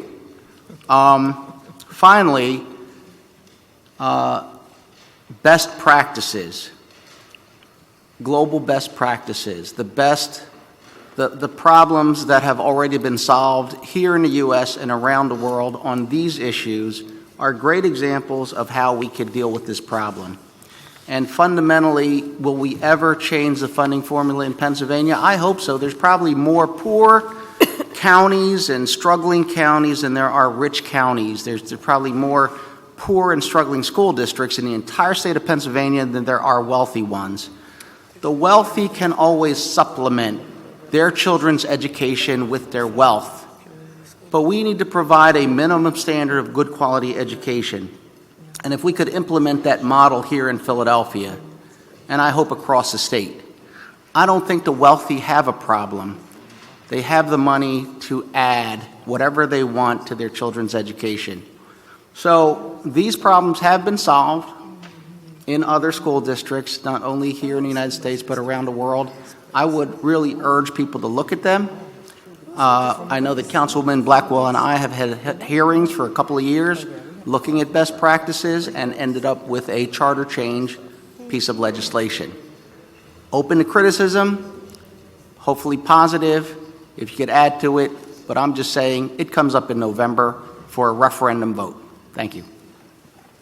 Thank you so much, Councilman O. The chair recognizes Councilwoman Quiñones-Sánchez. Thank you. I want to thank all of the folks here. I know that they are our constant advocates and reminders about the plate is half full, and we still have a lot more work to do. Wanted to quickly get everyone's input around the community school model, the STRIVE model, and what you think are some of the low-hanging opportunities with it, and then what do you think will be some of the challenges? Because even if we're moving in that direction, I think the mayor talked about 30 schools systemically. You know, we've done Renaissance schools, empowerment schools, we've done all this other stuff. And systemically, what are some of the things that you think we can do? And then what do you want us to begin to look at as that gets built out into the next budget?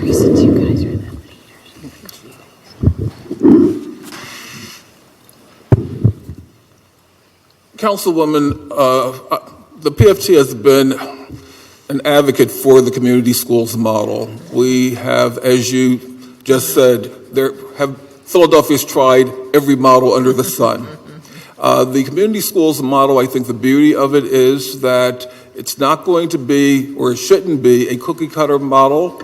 Each school will design what it is that they need for their children. The parents, the educators in the school, and others in the community know what's best for their children. And then that group will advocate for those resources that they need for their children. In earlier testimony, it was mentioned about the need for social workers. Well, if these parents and the educators in the McCluskey School decide that they need a social worker, then that's what they will have. However, at the Burgos, if they feel that they need other services for their children, that they need more counseling services or more nurses, that they get that kind of service. And, the difficult part is going to be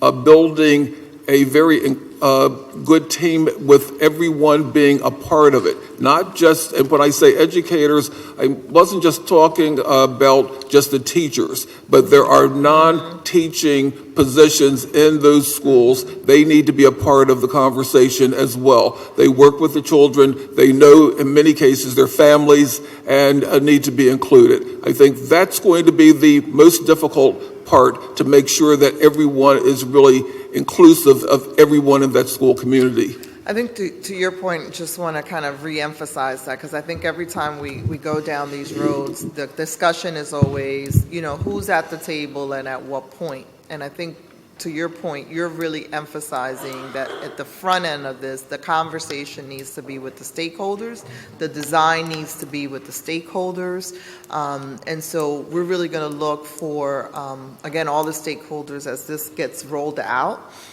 to make sure that we do that in the front end, and then we're not always at the back end having the same discussion around process, being a process person myself. So I thank you for that input, and just want to kind of reaffirm that that's something that we consistently hear, and we look forward to working with you. And then in terms of how do we want to make sure for the folks from Research and Action, is like, what are some of the key things that need to be at the front end so that we can measure what we're doing, how we're doing it, even in its unique formats, whether it's elementary, high school, geographic, all of those things. Well, we've been trying, Research for Action has been putting out briefs and writing op-eds about the community schools model, because it's really important that we understand what the evidence tells us and what the evidence doesn't tell us. And so when you look at community, that, the body of evidence that exists that examines the effectiveness of community schools, basically I would sum up the research by saying that it's really clear that community schools in and of themselves are not a silver bullet.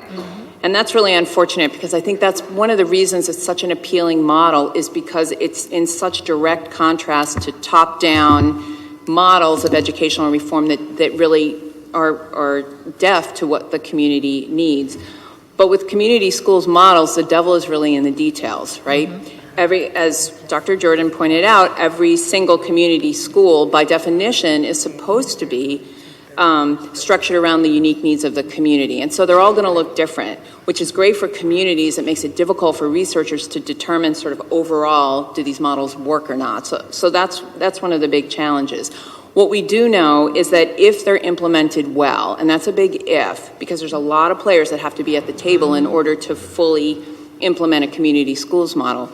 If they're implemented well, they can really go a significant way in breaking down some of the traditional barriers that students encounter as they're trying to get a good education. So healthcare, after school and before school care, the health of the families, safety, et cetera. Those are things that community schools models can really break down.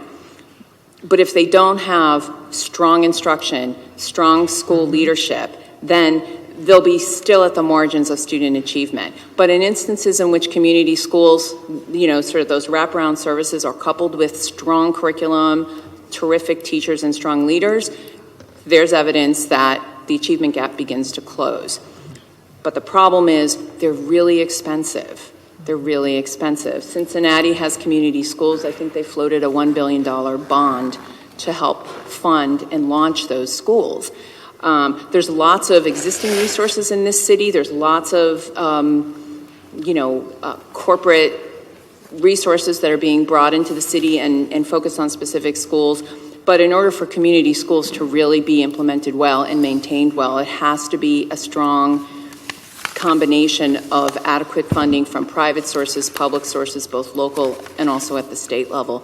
And given this current environment, it's really hard to imagine how that's going to happen in the state of Pennsylvania and the city of Philadelphia, given the budget crises that we're encountering. So that doesn't mean that the research suggests that we shouldn't go in that direction. It's just that we need to have a really sobering look at just how challenging it is, and also understand what process should be in place so that these community schools have the foundation they need in order to sort of be supported. Councilwoman, I think it's a great question, and I do think one of the things what this community school model offers is a way for the city to build a partnership with a school specifically. So let's say you take Martin Luther King High, and I would urge us to think about neighborhood high schools in the model of community schools. Let's say you take Martin Luther King High and you say, look, we're gonna help galvanize some resources that we pay for. DHS resources, out-of-school time resources, library resources. I mean, the nonprofit sector is funded by the city of Philadelphia. We're going to bring them to the table to help Martin Luther King High teachers succeed. Now, you school district, what do you need to do to help those teachers succeed? They need books. They need planning time. They need decent class sizes. I think the most important thing in the community schools model is making sure the city has enough to offer in that model that can have real leverage to also reorganize district resources so you actually have a partnership of the instructional and social support. That's going to break the mold of what have been a relatively weak set of results on community schools. Because people have put social supports in without addressing the internal academic conditions. Right. What we can do in Philly is leverage our resources to do both. And I've been a supporter. We've been talking about this since 2014, and I was very happy when Mayor Kenny embraced the model. You know, the research shows us that academically, while the safety and all those issues are there, the academic pieces are not there. And you know, I wanted to put some of this stuff on the record because those of us who want it to work, I think one of the challenges that we have, and unless our stakeholders and continue to put our feet to the fire, is the accountability of the systems. And even in our discussions, you know, I hear, and school district made a presentation a few weeks ago, and you know, they had a story about a kid who went through this program and this program and this program. We added it up to $75,000. You know, when the kid is homeless, we could have bought him a house. And so that accountability of the institutional piece, I think it's the key. Those of us who want to see it work, and we want to create that political will for the mayor and for everyone to figure out how we make it work. But that means that we're going to hold each other accountable, and we're going to talk about those challenges and the tensions around the resources. And if we're not willing to have that conversation, because we'll never have enough resources. If we have a conversation for the perfect, we'll never get there. But we do have to change the way those models work. So looking at the CUA, at the $1 billion at behavioral health, and all that other stuff is sort of like, what is that realignment? And again, it goes back to what Jerry Jordan says. Ultimately, you know, it's that political will and people willing to talk to the real stakeholders at the table and hold folks accountable. So I know it's quite a challenge. I believe, if I didn't believe, I wouldn't be sitting at this table thinking we can, the adults need to be better at this because the children deserve better. So thank you very much, and I look forward to that. And I want to make sure that we take the community schools model to the toughest places, not the low-hanging fruit, to the toughest places. And we make it work because those kids deserve that. Thank you. Thank you very much. The chair recognizes Councilwoman Blackwell. Thank you, Madam Chairwoman. I'll ask one question, but I'll make comments, and that is, Mr. Jordan, would you explain what Source for Teachers is and how it works? But my comment is that, you know, after you're around long enough, we call them different projects. This year, it's community schools. I remember, I don't know, maybe it's been about 7 or 8 years ago. You all may remember. All of your testimonies were excellent. But I remember when we talked about sharing resources, maybe they called it shared resources, I don't know. And we talked about a school, like I have a school across from a library. I have a school across from a rec center where you could save that money and not need that teacher because you could use the public library or the public rec center. And of course, nothing happened. I mean, I'm glad we have some new blood because we get, you get tired of raising these issues and nothing happens. And you start over and you get a new term and you try to deal with that one. I agree with Councilman O that we've got to try something. You can come up with your plan, or let's do something different, because we've got to do something different. If you want different outcomes, you got to do something to make that happen. But I think it's just frustrating. Every year, there's more money. We need more money, more requests, and our kids do worse.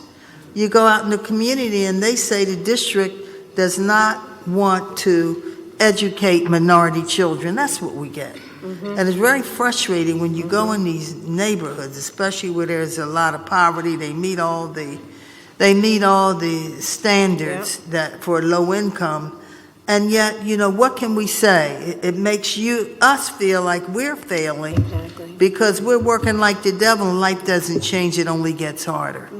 So let me say thank you to all of you. I know that you're part of the solution, but maybe I'm just venting my frustrations. But Mr. Jordan, what's Source for Teachers? Source for Teachers is a company that the School Reform Commission hired in order for them to be able to outsource the services of per diem substitute teachers in the School District of Philadelphia.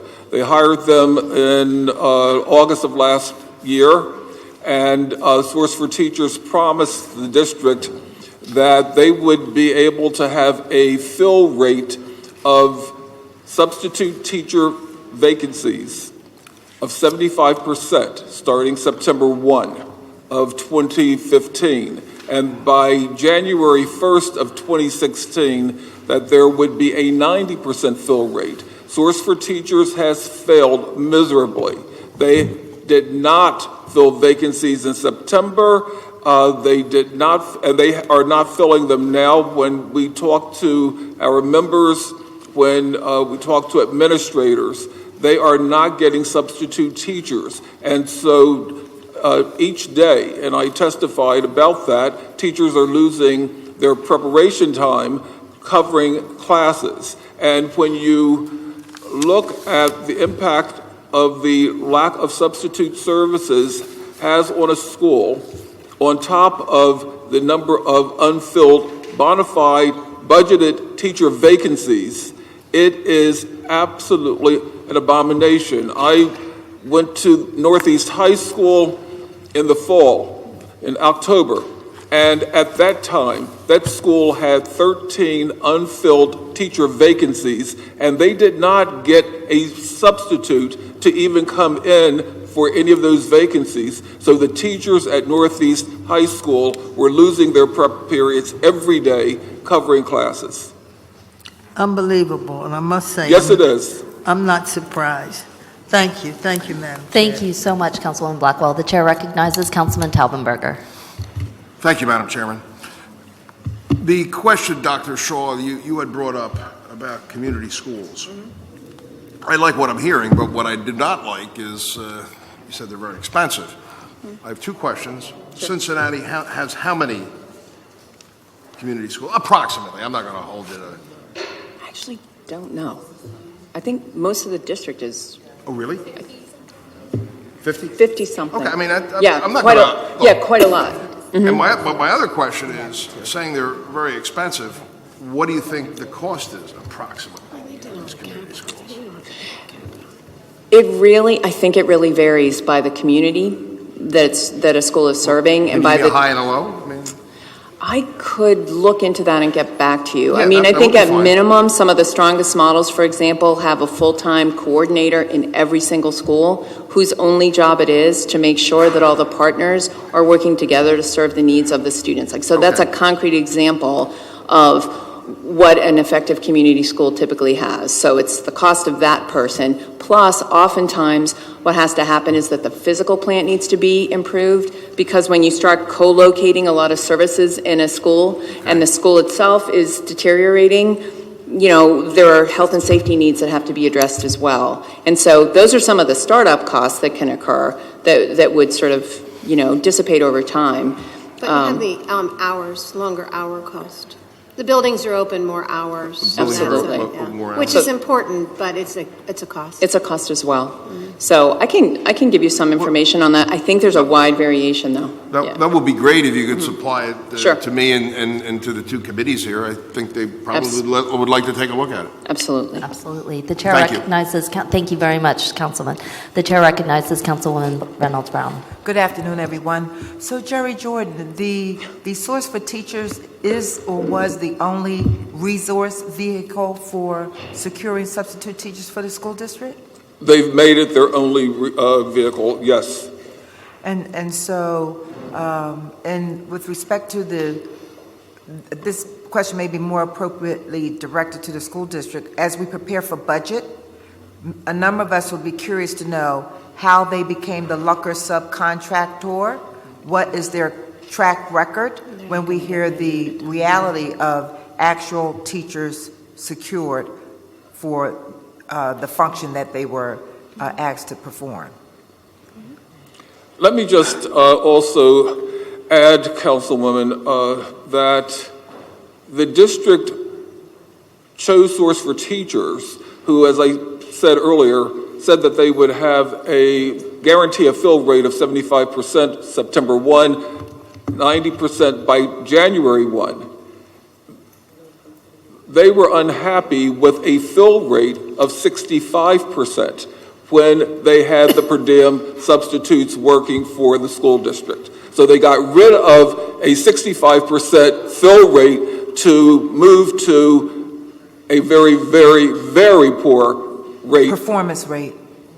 By Source for Teachers. And the Source for Teachers contract allows the district to separate itself from that contract with only 2 weeks' notice. And the district has not done so. And I have testified before the SRC on a number of occasions about the need to get rid of Source for Teachers because our schools are feeling the pinch when they are not able to get substitutes. And that goes to my subsequent question, were there any clawback provisions in the contract that said if you don't do X, Y, Z based on your own stated goal, that the district then is not obligated to pay that contract? All of those details, I am sure, will have to be a part of the budget discussions, because it goes to the prevailing question when we're spending, and I'm saying this, $1 gazillion for lawyers. Yes. And we don't have counselors and nurses. Yes. And the like. We're always spending too much on lawyers. Right. Councilwoman, may I say that I think those are really important questions, and I agree with Jerry Jordan that this has been an abysmal failure. The Philadelphia School District is sort of like the rest of the state. We're probably doing worse, but there is a substitute teacher shortage across the state and in many states. So we have to think about the whole substitute teacher thing differently. So for instance, in the neighborhood high schools, we've recommended hiring 2 floating teachers. So you're not hiring from a sub pool. You increase your complement by 2, depending on the size of a school, and they know the kids. They're filling classes. Speaking of best practices, it's exactly how it's done in Finland. So the whole notion that we have this crazy substitute sisters thing, we need to maybe rethink. Let me just add to that the school district for many years had a position called auxiliary substitute teachers, as Donna Cooper just described. And there's a vehicle for doing that. We have that language. It still remains in our contract. We should do that. Does that include retirees? It can. It can. It It could can. do retirees or anybody. Yeah. Okay. Well, It's actually a way some school districts are hiring their newer teachers. Their Springfield School District in Delaware County, it typically will bring its new cohort in that position, test them for a couple of years, and then hire them. It's a training vehicle, too. Imagine that. Thank you for your testimony. Thank you so much, Councilwoman. You know, if for those of you who are being so patient in the audience, I just wanted to thank you again. But if you see a lot of questions and engagement, it is partly because it's an indicator of how passionate we feel about this issue and how we're trying to narrow in on some very specific areas for the budget purposes.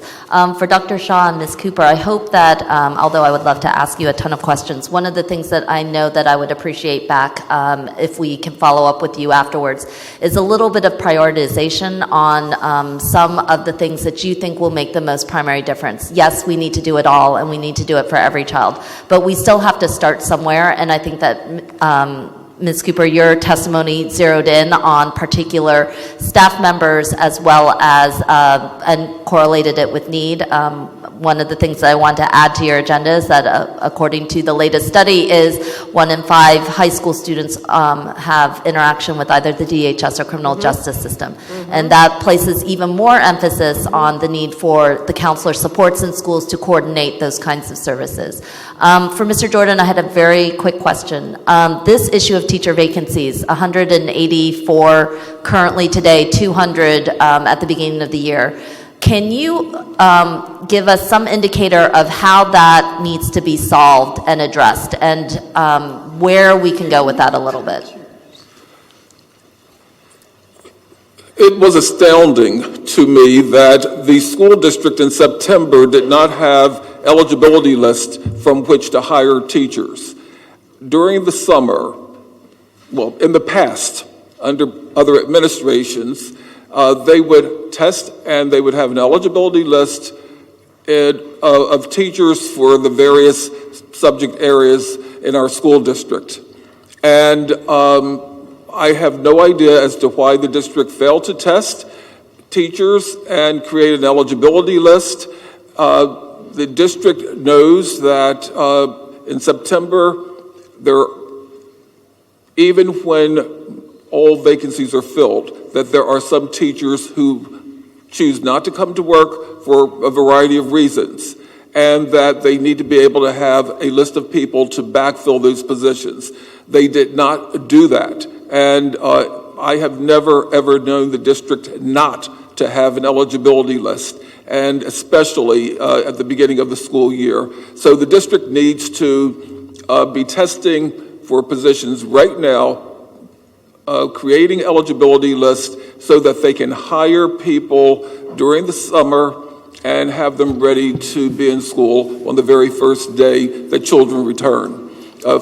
Without doing that, it's just certainly going to mean that we will open schools next September with the same problem. Probably it will be bigger, because with the uncertainty of things in this district, there is not anything to attract teachers, just as Donna Cooper said, attracting substitutes is difficult now, but teachers are going to go to other systems in order to find jobs, because the district really is not doing what it needs to do in order to support teachers, you know, based on the testimony that you've heard here this afternoon. Thank you so much, and I really especially would like to thank the Philadelphia Federation of Teachers for providing us with clear data that helped inform part of this hearing and will continue to inform our work as we move forward. Thank you so much. Thank you. Okay. The chair recognizes Councilman O. Thank you very much, Chairwoman. I have a question. I don't know the answer to this, but somebody told me that that there are 200 teachers, senior teachers, who don't do an hour of teaching. Is that correct, such as scheduling calendars and other things? I don't know if that is correct or not, but there are some positions a school just can't function without certain jobs happening. In a high school, for instance, you have a roster chairperson, and that roster person has a huge job that he or she has to perform every day. It is my understanding that all teachers must teach at least one class per day. So, yeah, and that roster person I just described is rostered to a class as well. So I certainly can't add anything more to my answer, Councilman. Okay, thank you very much. It's informational for me. Is there anybody from the school district who could answer that question? Evelyn Sample Oates is standing up. Are you referring to prep time? No. I'm sorry, can you repeat the question? The question is it true or not true that there are teachers in the school district that have other jobs, as Jerry Jordan stated, and they end up doing rostering or things like that, but they don't teach any classes? I'm sorry, can you come up to the microphone? I'm sorry, you have to step up to the microphone because they're recording the testimony. Thank you, Councilman. My name is Evelyn Sample Oates. I'm Executive Director of Advocacy and External Affairs for the district. Councilman, as far as I know, that is not correct. As far as I know, every teacher does teach at least one class a day, as Mr. Jordan has said, but I will double check that information for you and get back to you by tomorrow. Okay, thank you very much. Thank you. Thank you very much to the panel. Thank you very much. We have two more panels. We have had people who've been in the audience waiting very patiently for several hours. If we could, we value each and every one of your testimony, but it would help with ensuring a smooth process if you might consider summarizing your highlights. We will circle back to everybody. We will take all your testimony very seriously, and we will publish any testimony that you bring forward. Could the clerk please call the next panel? The first witness is Carol Bangora, Chair of the Children and Youth Committee for the Mayor's Commission of African and Caribbean Immigrants. Then Mara McInerney, I'm sorry for pronunciation, Staff Attorney, Education Law Center. Josephine Duffies, Community Member and Philadelphia Public School Graduate. Eileen Duffy, School Certified Nurse, Philadelphia School District. Peg Devine, School Certified Nurse, Philadelphia School District. Thank you. Thank you very much. Good afternoon. If you could please state your name for the record and then proceed with highlights from your testimony, that would be wonderful. Thank you. Good afternoon. My name is Carol Bangor, and I only have highlights. I was contacted yesterday evening, so I just jotted down a few notes. And I'm here on behalf of all students, but particularly African and Caribbean students in the school district of Philadelphia, many of which are trauma survivors, either from their home countries or as a result of bullying, neglect, and exclusion in underfunded schools, particularly Morton Elementary, Penrose Elementary, and Catherine, Tilden Middle School, and Bartram High School. I'm originally from Sierra Leone, and when we immigrated to Philadelphia, I attended a slew of Philadelphia public schools, and they bounced us around, and the same issue that occurred then is still occurring in our communities, and which is the lack of culturally and linguistically appropriate education and social services. They didn't know what to do with us. So if we were perceived as different, they sent us to institutions such as Cora, and I actually saw someone from Cora, but this was back in the late 70s, 80s. Examples of the issues that the children are facing are being classified as ESL. They're lifers in ESL when they actually just need transition. They don't have an issue in speaking English, it's the content. So if they immigrate, say, from Sierra Leone in the 9th grade, they don't know the content in Philadelphia from K through 8. So that puts them behind, and there's no services to get them caught up, if that's possible. You have children that are placed in special education classes due to language barriers. And because of the lack of culturally competent pedagogy, the children are suffering. 5 years of reduced state funding has impacted programs such as SES, which is a supplemental education services, which a lot of children were able to benefit from tutoring, remedial reading and math tutoring, and that was cut at the state level. And then also Title I and Title III funding has been cut.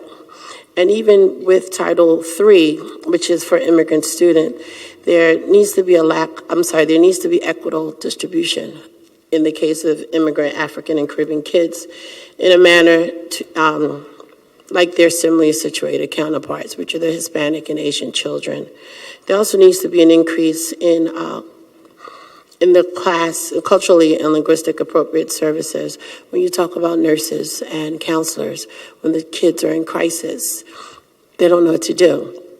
I've been in situations where a child, she believed she was possessed, which is a cultural norm. And they were laughing at her. Oh, you're going to put voodoo on me. You're going to put the roots on me. But it's something that this child and her culture believe. And so that needs to be done across the board.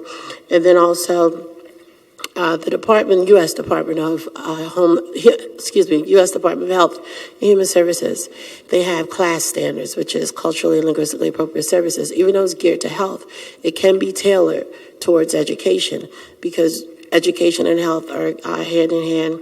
And lastly, I'll wrap up. There needs to be policy inclusion.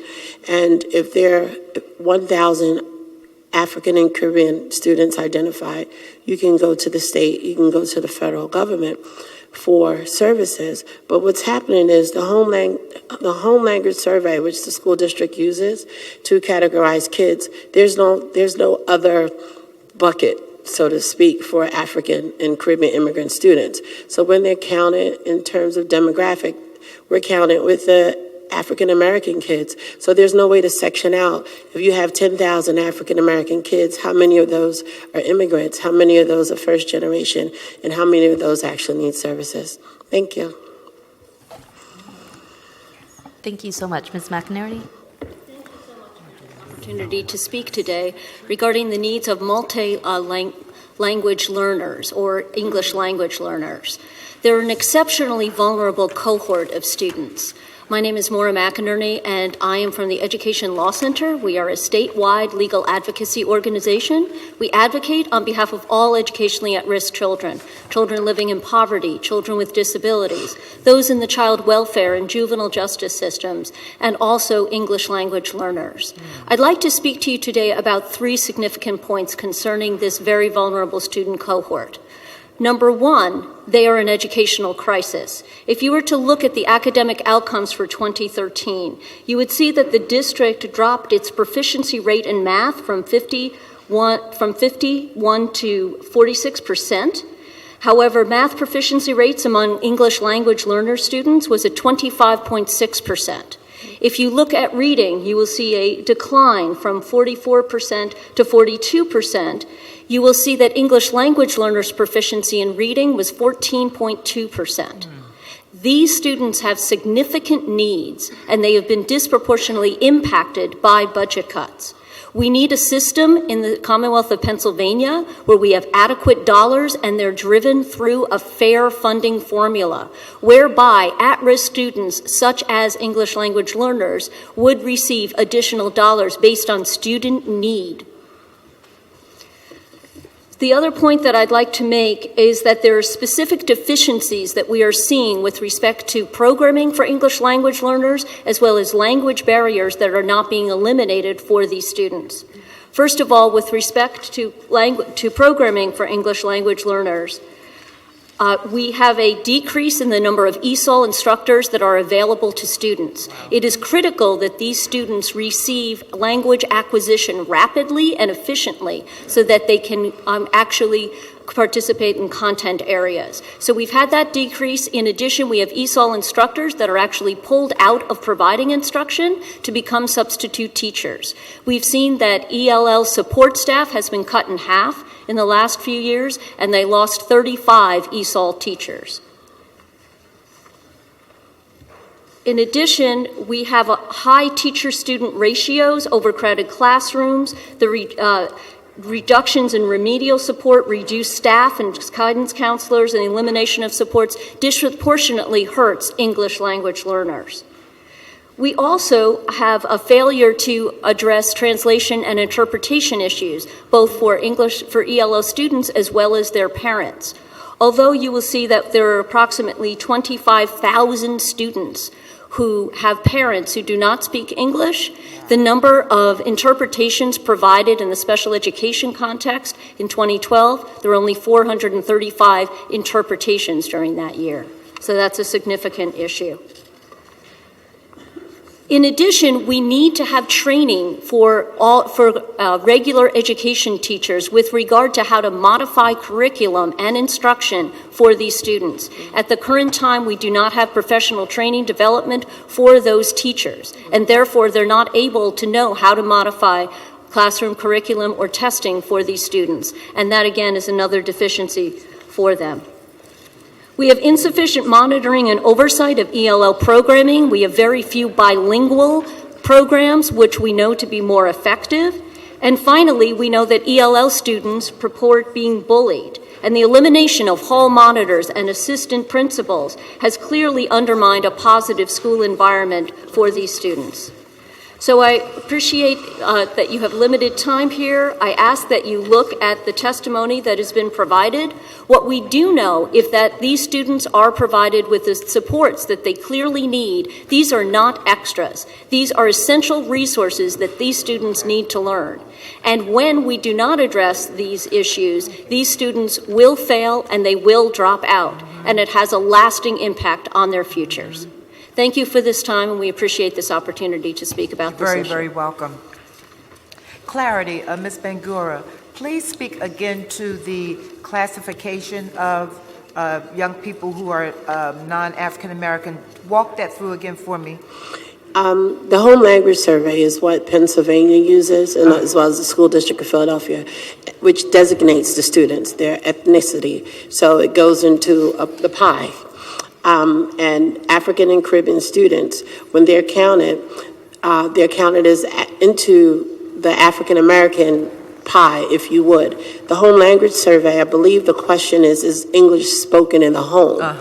And if you mark yes, which that automatically renders you, it puts you into the African American category.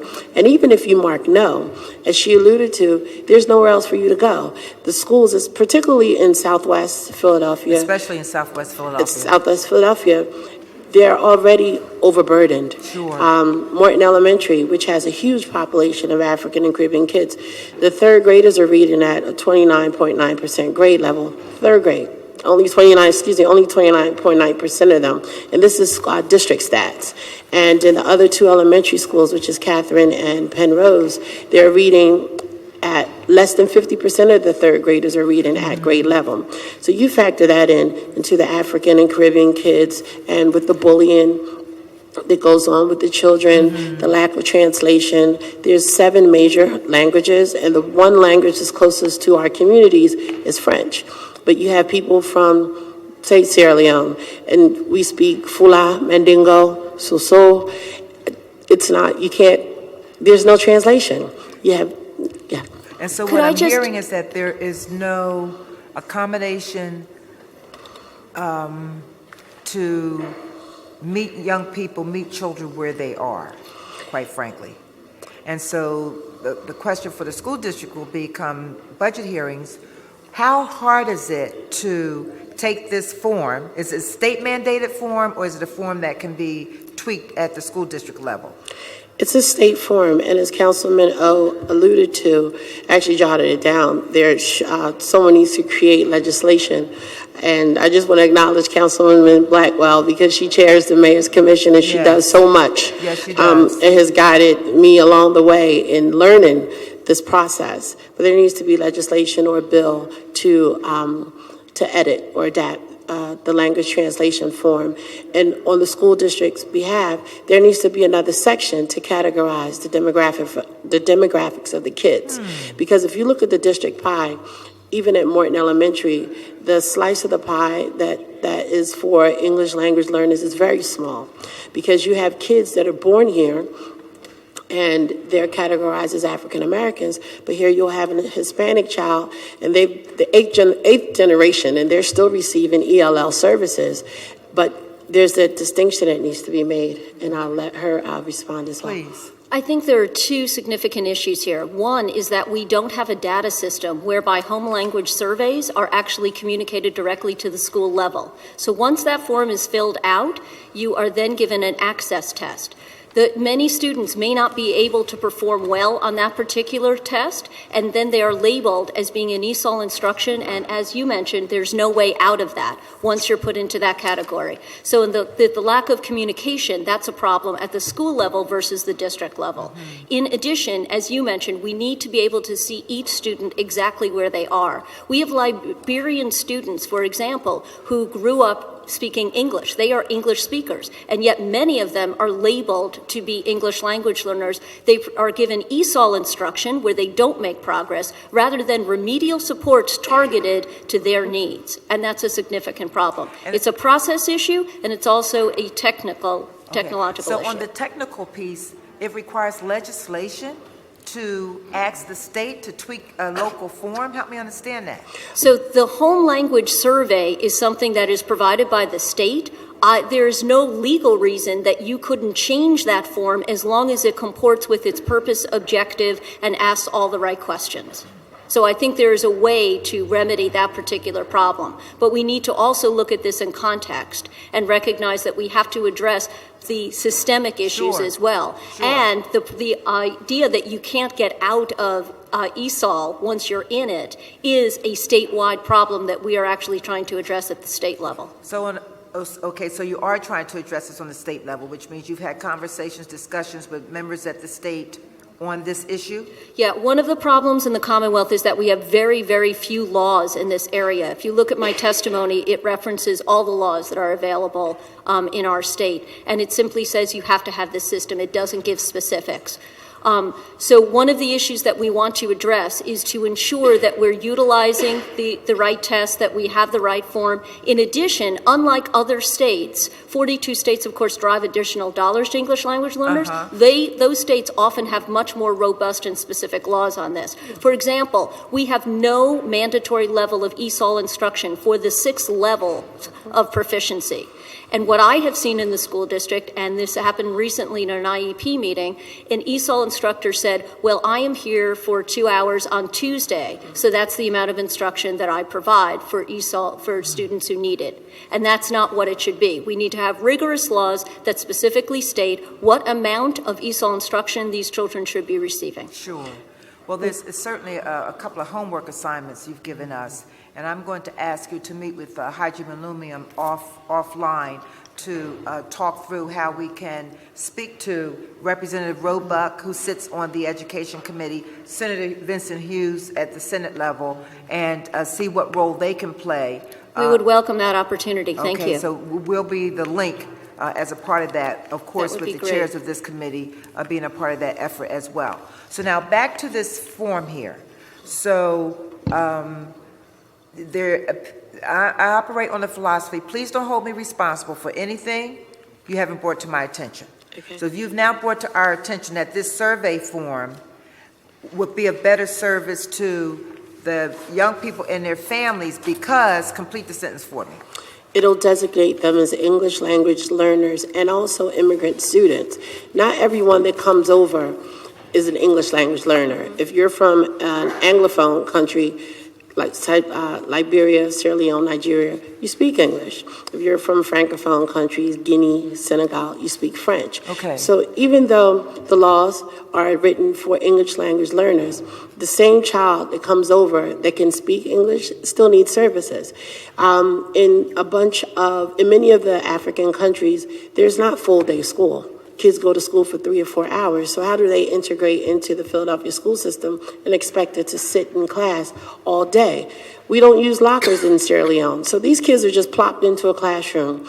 And with the ESL levels, a lot of them, even though ESL goes up to level 6, a lot of them are stagnant at level 3.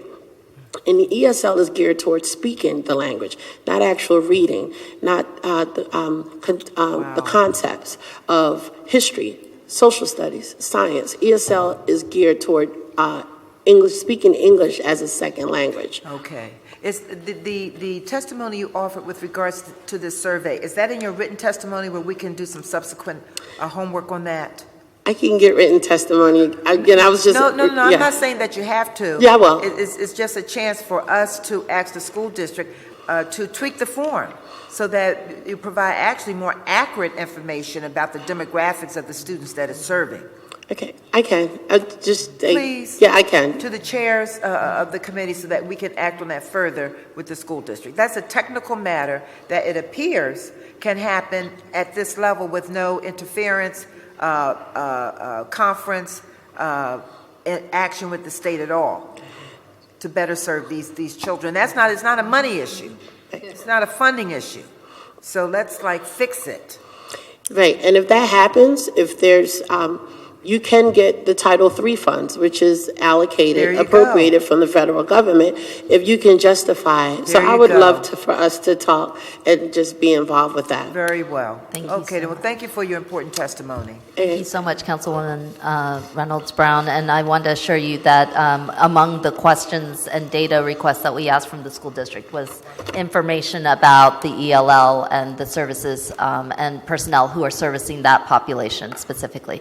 The chair recognizes Councilwoman Blackwell. Thank you. I want to thank you both, especially Carol Bangora, who's part of our groups, the Mayor's Commission on African and Caribbean Immigrant Affairs, as well as Echoes of Africa. And these are many issues that she brings up all the time.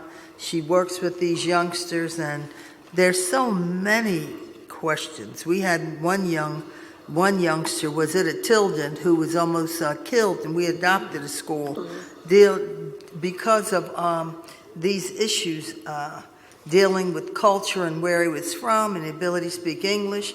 We have people, and Carol will verify, who don't say where they're from, and the form doesn't allow them to be free enough to deal with that. And people or children from undocumented parents, there's so many issues.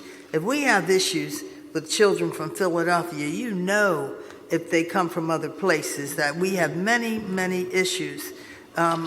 Recently, one of our people, Yuma Ba, who has Kilimanjaro restaurant at 43rd and Chestnut, they started, as Carol does, and they tutor their kids 4 hours on weekends in their culture and their language, so that they help other parents who have children, and they're able to help their children not feel lost. But it's very, it's very sad what people go through who don't live here. And every time now that we have a new mayor, we already reconfirm that people who are not documented won't be automatically stopped and searched by police. So there's so many issues dealing with people who are not from here. And as all of you know, we got involved in this issue 20 years ago because we had near the University of the Sciences, USP, it was Philadelphia College of Pharmacy and Science then, we had people from the neighborhood who continued to call L&I on the vendors. So we had to try to pull the community, and out of the need for peace and for people to get along came these organizations. So we want to thank both of them and for coming, for speaking, and for keeping hope alive that we have to fight to improve the quality of life for everybody. Thank you. Thank you both. Thank you very much. Thank you to our witnesses, and thank you so much, Councilwoman Blackwell, especially for being such a great advocate for the immigrant community overall and for African immigrants in particular. Our next two witnesses.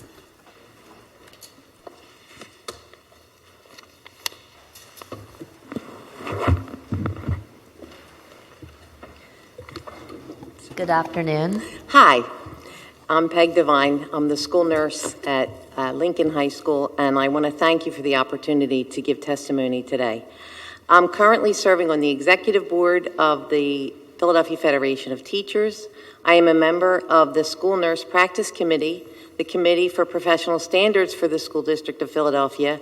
I'm a member of PASNAP, which is the Pennsylvania Association of School Nurses and Practitioners, and a member of the National Association of School Nurses. I'm here today to discuss the impact of the budget cuts on the school nurse service in Philadelphia and the effects these cuts have had on our most precious resource, our children. School nurses in Pennsylvania are licensed and are required to hold professional certification in accordance with the Public School Code, which was enacted in 1949. And just as a point of clarification, Donna Cooper earlier suggested that we have the health centers provide the nurse service to the schools, and part of the school code says that school nurse service shall be provided through the public school system and administration of this is the responsibility of the school district. So that's right in the school code. The certified school nurse provides school-based services to all students, not just those who are covered with health insurance companies. The school nurse performs mandated screenings that are required under the school code, including growth and vision screening, annually from kindergarten through 12th grade. Screening for hearing is done in grades K through 3, 6th and 9th, and scoliosis screening is done in 6th and 7th grade. The state mandate also requires school nurses to plan for and administer first aid services and to instruct personnel who are responsible for administering the first aid in the absence of the school nurse. In 1975, when Congress passed the Education for All Handicapped Children Act, the role of the school nurse became even more essential. IDEA guarantees that all children with disabilities have a free and appropriate public education in the least restrictive environment. Today, the certified school nurse's duties include many nursing procedures beyond administering medication orally, such as blood glucose monitoring, insulin administration, providing rectal Valium, administration of medication by way of gastric tubes, nasogastric tubes, tracheal suctioning, and catheterizations, just to name a few. The nurse develops individualized healthcare plans for each of the medically fragile students. The nurse collaborates with the faculty and staff to remove barriers so that these students are ready to learn. They may create 504 service agreements to accommodate the students who are protected under the Office of Civil Rights, or they participate in writing the individual education plan necessary for the medical and nursing components for the students. School nurses maintain confidential health records on every student. These records include past medical and surgical histories, any known allergies, any medication the student is taking. Gathering the health information includes documenting the physical exams which are required by law, entering school, entering middle school, and entering high school here in Philadelphia. Monitoring and documenting the immunizations of each child that they have received, and that the information is then shared with the state at the Department of Health annually. The state of Pennsylvania requires the school district to hire the school nurses for one school nurse for every 1,500 students. And please remember that this law was enacted prior to IDEA and the inclusion of individuals with disabilities in the least restrictive environment. The National Association of School Nurses recommends a ratio of one nurse to every 750 students. In Philadelphia, this ratio was maintained prior to the layoffs. At that time, Philadelphia was nationally recognized for the excellent compliance that we had in reference to our immunization compliance rate. Today, our immunization is much lower. When the nurse is not in the building, the students are registered, and there is a much greater chance that they'd be allowed to enter the building without being properly immunized. Our most fragile students are receiving inconsistent care from non-medical staff who have been given basic instruction on how to keep them safe. Any principal is capable of walking into a classroom and teaching because of their educational background. The same cannot be said when they are expected to act as the nurse in the building because they don't have the same skill set. Yet since the budget cuts, they are expected to handle all emergencies and administer medication when the nurse is assigned to a different building. In the absence of the nurse, medications are sometimes mismanaged. Students are given asthma inhalers without a nursing assessment to determine if the medication is in fact needed. The risk of medication errors increases, especially missed doses, and far too often they are not documented, and it's not documented who has administered the medication. Students who are assessed by the school nurse are often able to remain in school after they receive a dose of Tylenol or ibuprofen, but these same students are sent home in the absence of the school nurse. The most tragic example of what can occur when a nurse is not present is all too familiar to the school nurses of Philadelphia. LaPortia Massey, who died as a result of an asthma attack, spent much of the day in the school office, where the nurse was not assigned that day and hadn't been 2 days prior.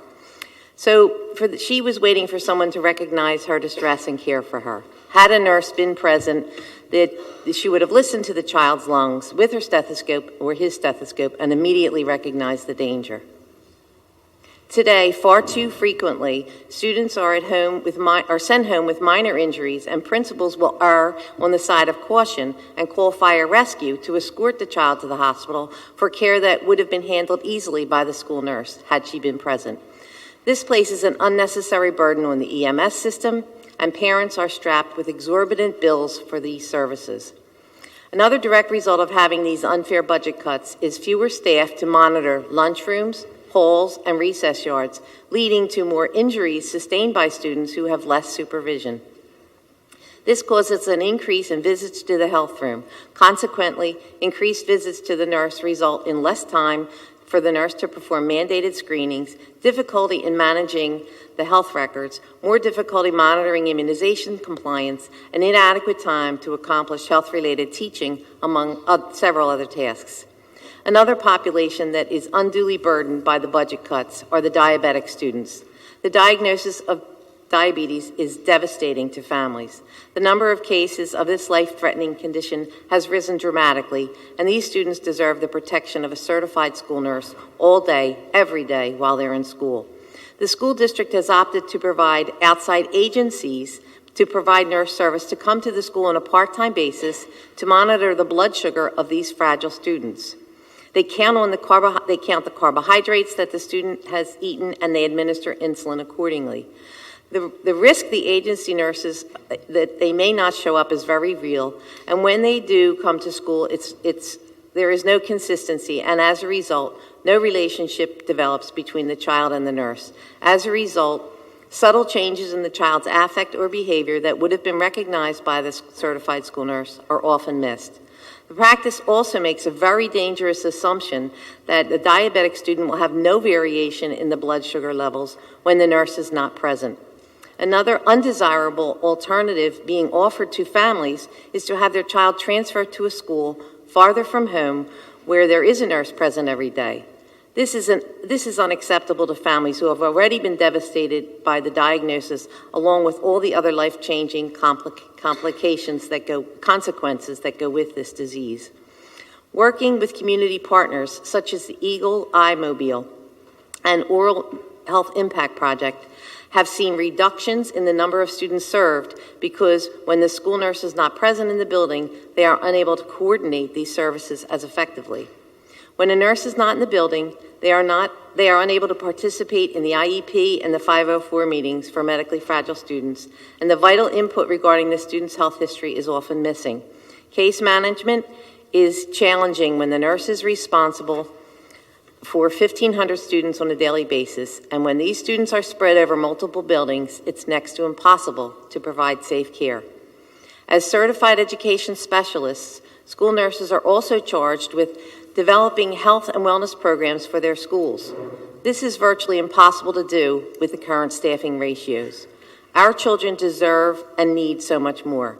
I respectfully ask that this committee heed the recommendation of the National Association of School Nurses to seek adequate funding to provide a certified school nurse at a ratio of 750 students to one school nurse. Thank you. Thank you so much. Ms. Duffy? Good afternoon. My name is Eileen Duffy. I'm a certified school nurse at the Academy at Palumbo and at the Alan M. Stern School in Frankfurt. I have worked as a pediatric nurse for over 30 years, 21 in the school district of Philadelphia. My prior experience includes 15 years working at Children's Hospital of Philadelphia and the University of Pennsylvania. I thank you for inviting me here today to discuss the impact of the budget cuts on essential services to our vulnerable school population. In many regards, the information Peg Devine and I provide today is not new. We, among other nurses, have remained consistent, outspoken proponents for the rights of our students to a certified school nurse from the moment the nurse layoffs took effect in December 2011.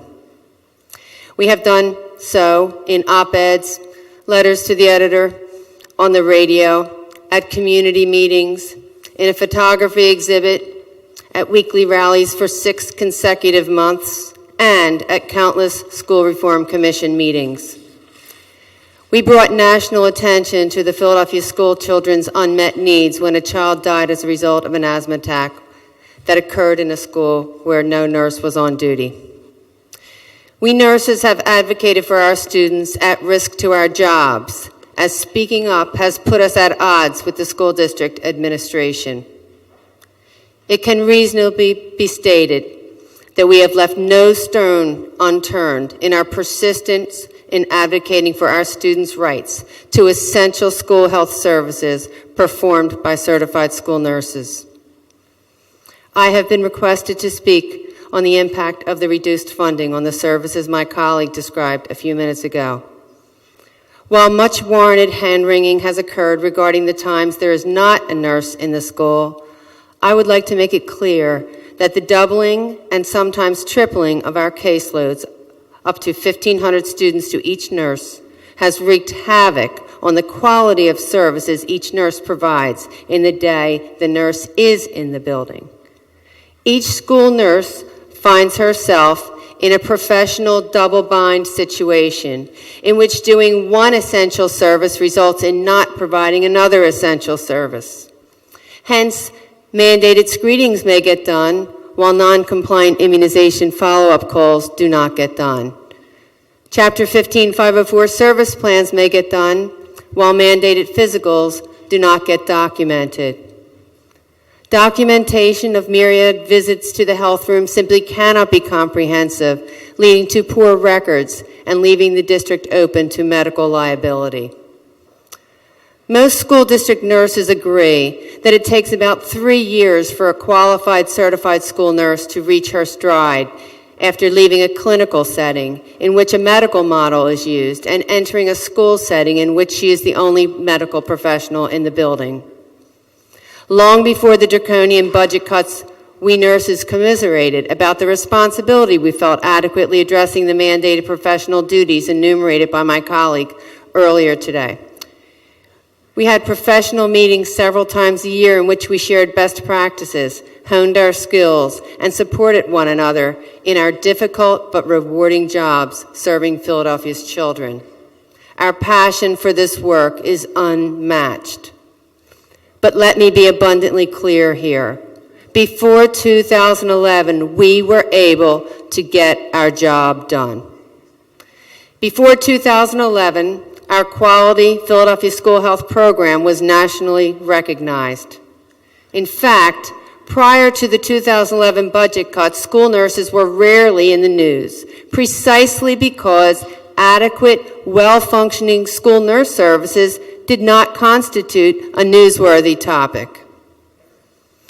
In spite of our vigilance, perhaps because of our persistence, the School District of Philadelphia administration has sidestepped the school district nurses on numerous occasions in their attempts to provide school health services on the cheap. Bureaucrats who are not professional certified school nurses have on numerous occasions suggested simplistic, half-baked solutions to meeting what they perceive to be the health needs of Philadelphia's children. Time and again, their shoot-from-the-hip solutions ignore the Pennsylvania School Code and the complicated needs certified school nurses are ably prepared to meet. I would add that medical professionals, however prestigious their pedigree, who do not hold the school nurse certification are not the appropriate persons to weigh in on issues of school health.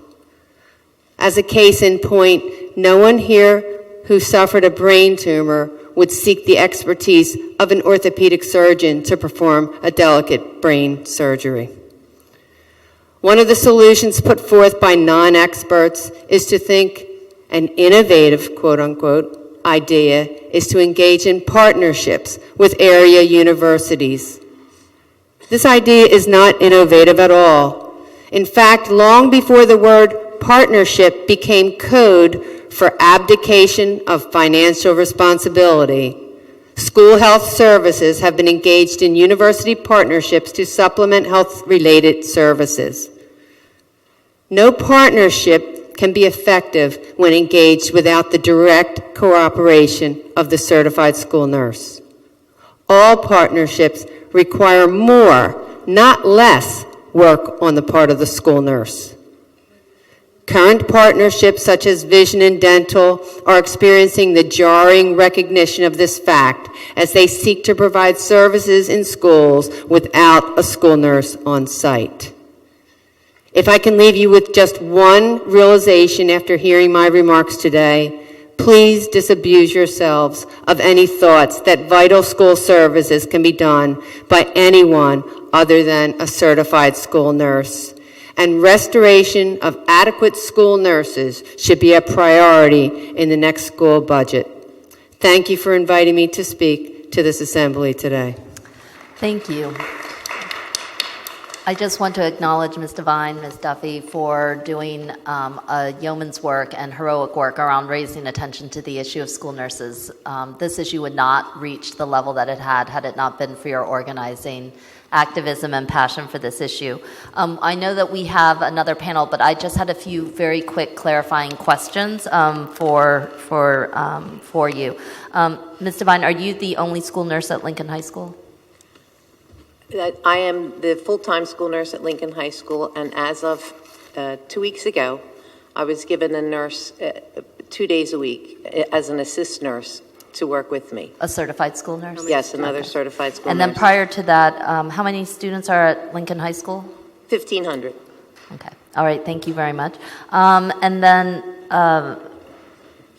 Ms. Duffy, who mandates physicals? State or city, or who's the mandate? The state. Okay. And is it I think some of the testimony that came out today raises some serious questions about whether the School District of Philadelphia, again, is in violation of state law in terms of delivery of records, in terms of whether physicals are being mandated, in terms of 504 plans, and we will continue to follow that up. I do want to make sure that both your testimonies are submitted to us and on the record so that we can follow up with all of those.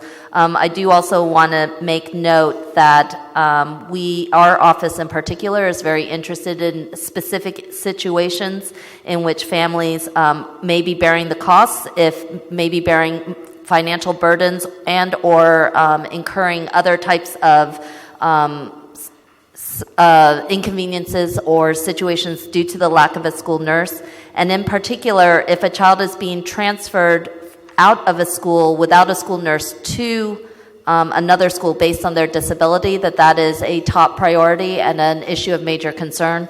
We will absolutely follow up with the school district. And then for the record, we will ask the school district what the cost is to reduce this nurse ratio from 1 to 750 versus 1 nurse per school. But I appreciate both your testimony, and thank you so much for your heroism. The chair recognizes Councilwoman Blackwell. Thank you. Some of you, many of you who always come, and we're very, very grateful for that, may remember more than... We'll be back. I don't know, in the 80s, we had hearings on ADHD, which is still an issue that's not adequately dealt with. And for a while, they called it the Jannie Blackwell Forum. We had, during those days, you may remember, where anybody could tell a parent, you should give your child these pills. No, we haven't done that. I know, I'm saying since the 80s, but we had to have hearings on that. They had a form that had to be in an obvious place, and they had to take someone from the school, if the principal was out, to be in charge of that. That's how far this goes and how long many of us have been fighting the issue. And I thank you. Thank you all for what you do. Thank you so much, Councilwoman. Thank you both. The clerk will now call the next panel. Our last panel is Michelle Rocca, School Counselor, Philadelphia School District, Leroy Williams, School Counselor, Philadelphia School District, Roxanne Green, Truancy Services Supervisor, Cora Services, and Richard Washington, Executive Director, Bringing Everybody Together.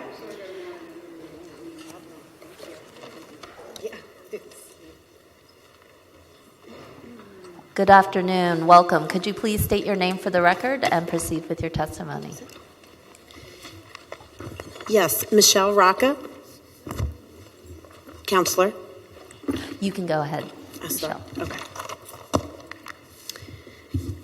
Thank you for this opportunity to talk with you about what is happening in the schools. School is the one place where children spend the majority of their day.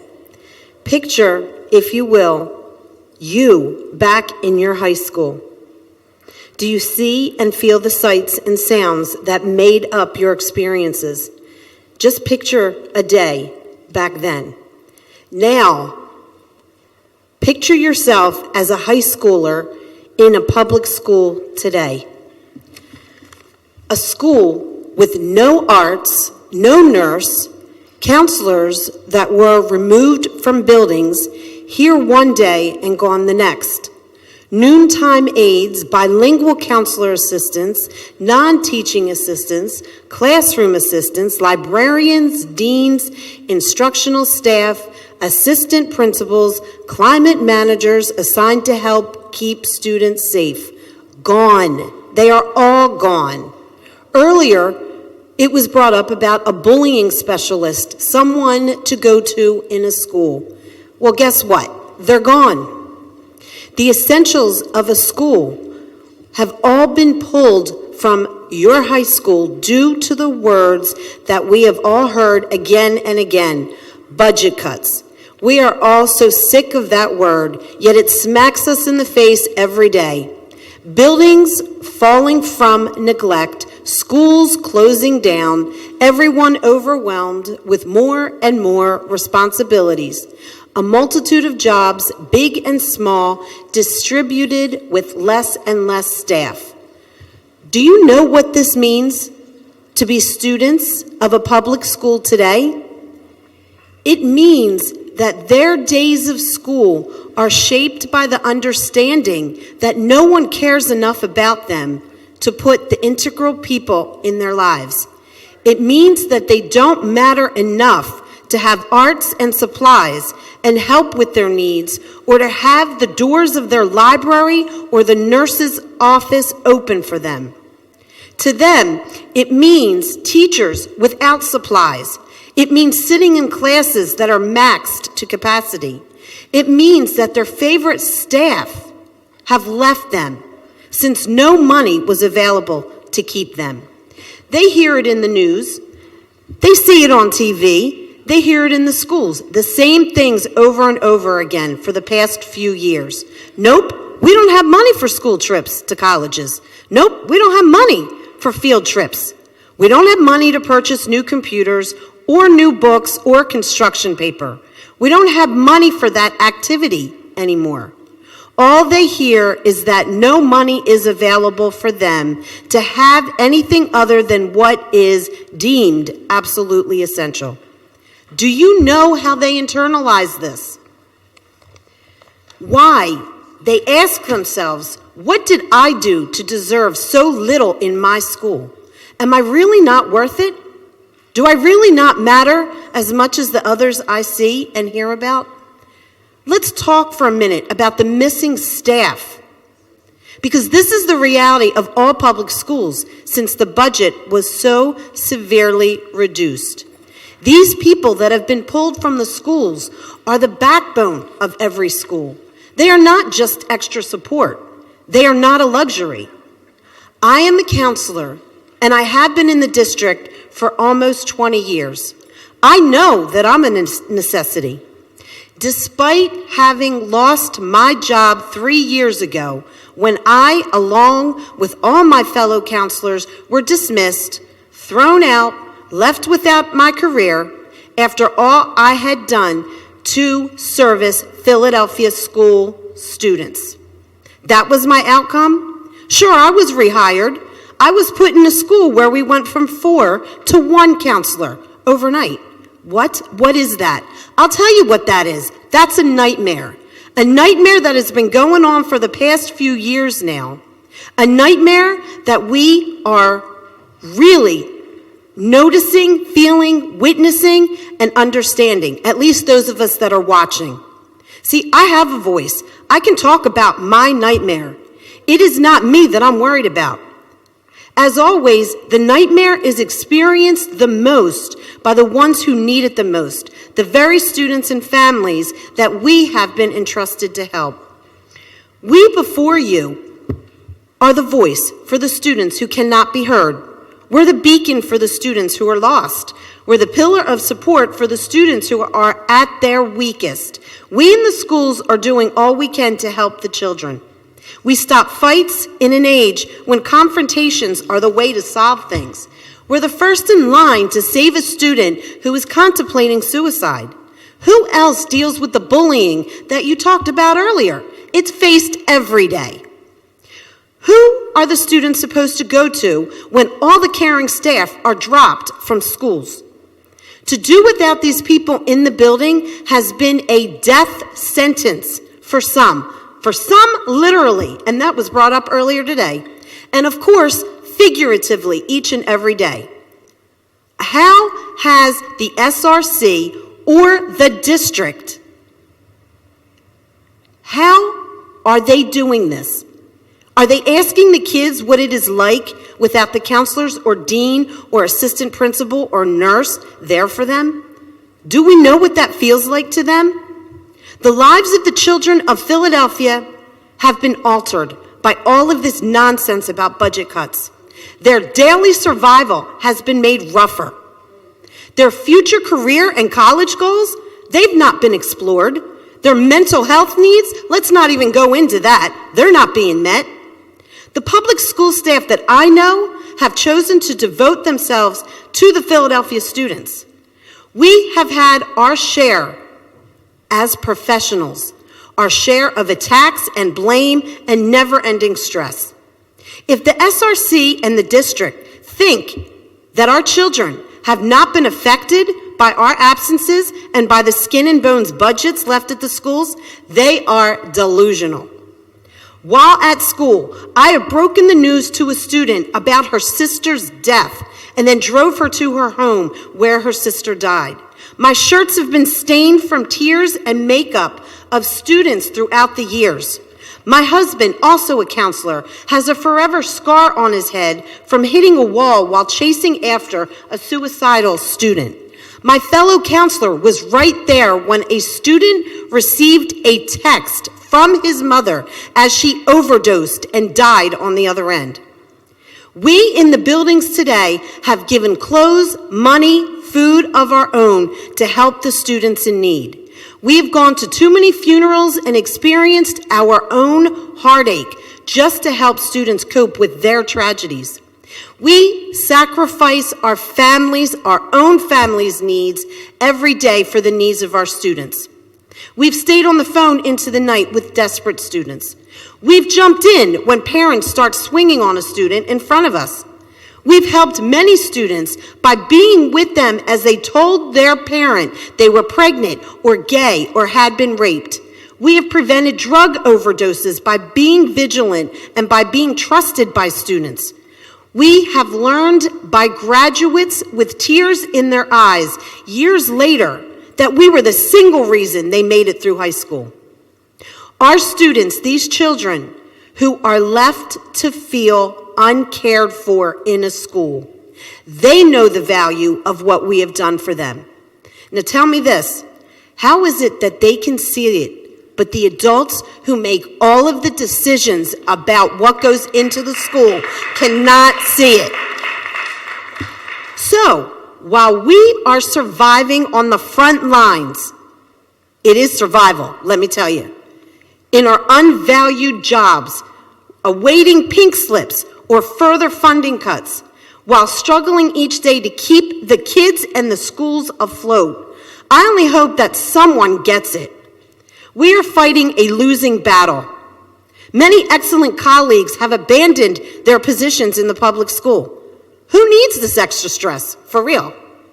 All of this saddens me and leaves me with the tears and a breaking heart as I wonder how. How can anyone with a heart do all of this to these wonderful, beautiful, most deserving young people? Don't they matter? How did we end up in this mess? The questions asked earlier, I've been sitting here since 1 o'clock. City Council has asked wonderful questions. Who are the ones to answer that? Where is the SRC? Where's the district that can give reliable answers to this?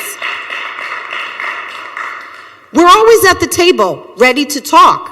But where are they? They don't know what's going on in the school. I hope that this gives a voice to it. Do I sound mad? I guess so, because this is all I think about. And I cannot tell you how much it hurts to see what the kids need and to know that they don't get it. And all they do is walk around thinking, what did I do? Why can't I get what I need? Thank you so much, Ms. Rapid. Your testimony is extraordinary, and we appreciate you so much for being here, and assure you that we will be following up with the school district and holding them accountable. We're going to go through all the panelists, and then we'll have any follow-up questions from my colleagues. Good afternoon, City Council. My name is Leroy Williams, and I am the guidance counselor at Furness High School. I've been in the district for 29 years.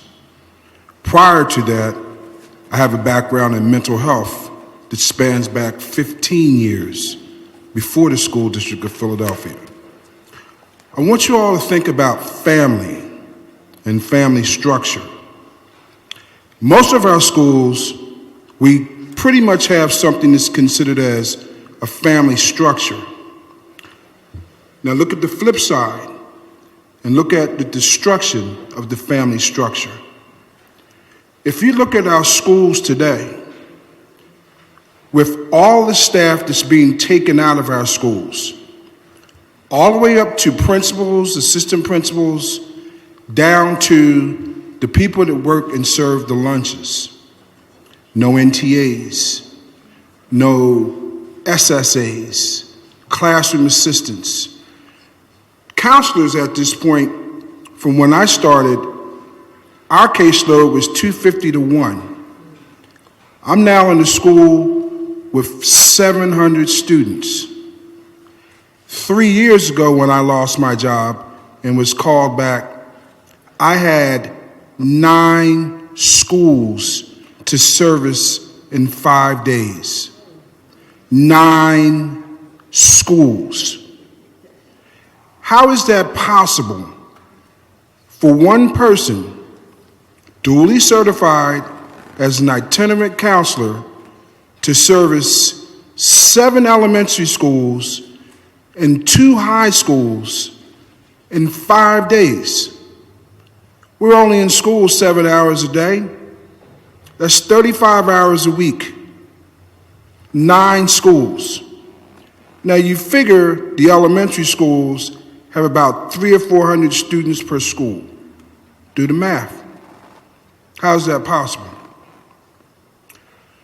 Afterwards, I was actually assigned back to the neighborhood school that I've been at for 10 years, which is Furness. Furness's student population, we actually have over 60% ESOL students. We have a transient population of students. And we're probably the most diversified high school in the city of Philadelphia. We have over 20 different ethnic groups in our school. We have ESOL from basic to level 4. We have special ed. We have 9 AP classes. We also have a program that is a national model called AVID. Somebody mentioned earlier, what can we do to provide an educational program in the school district of Philadelphia? I am the avid administrator for Furness High School.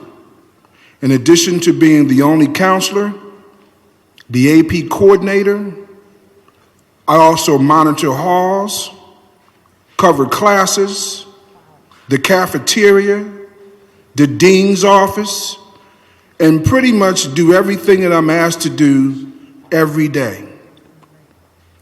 The only times that I've been absent this school year is when my counterpart sitting to my immediate left, which is my wife, was sick, possibly with pneumonia, where I had to make sure that she did not go into the hospital. Other than that, sick or whatever, I get up every day and I come to work. 3 years ago, as an itinerant counselor, I was asked by a principal to go to another high school. I refused. Be it that I've been at Furness, I'm part of that family structure. I can go through my cell phone and show you over 4,000 phone numbers of parents and students that I've stayed in contact with since I've been at just Furness for the past 10 years. If I leave that school, I don't see another counselor coming in and providing the service that I provide to those students.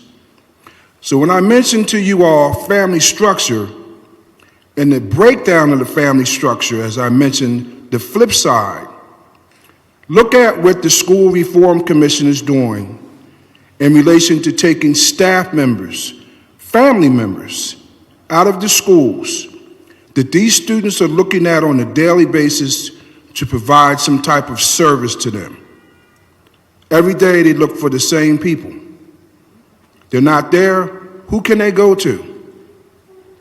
And yes, I'm the person who actually has a permanent scar on my forehead for running after a student who was suicidal because of my background in mental health.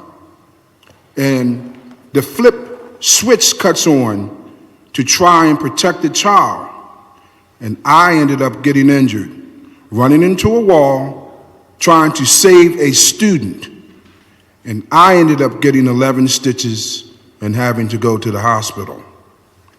That student today, female, is in the United States Marine Corps.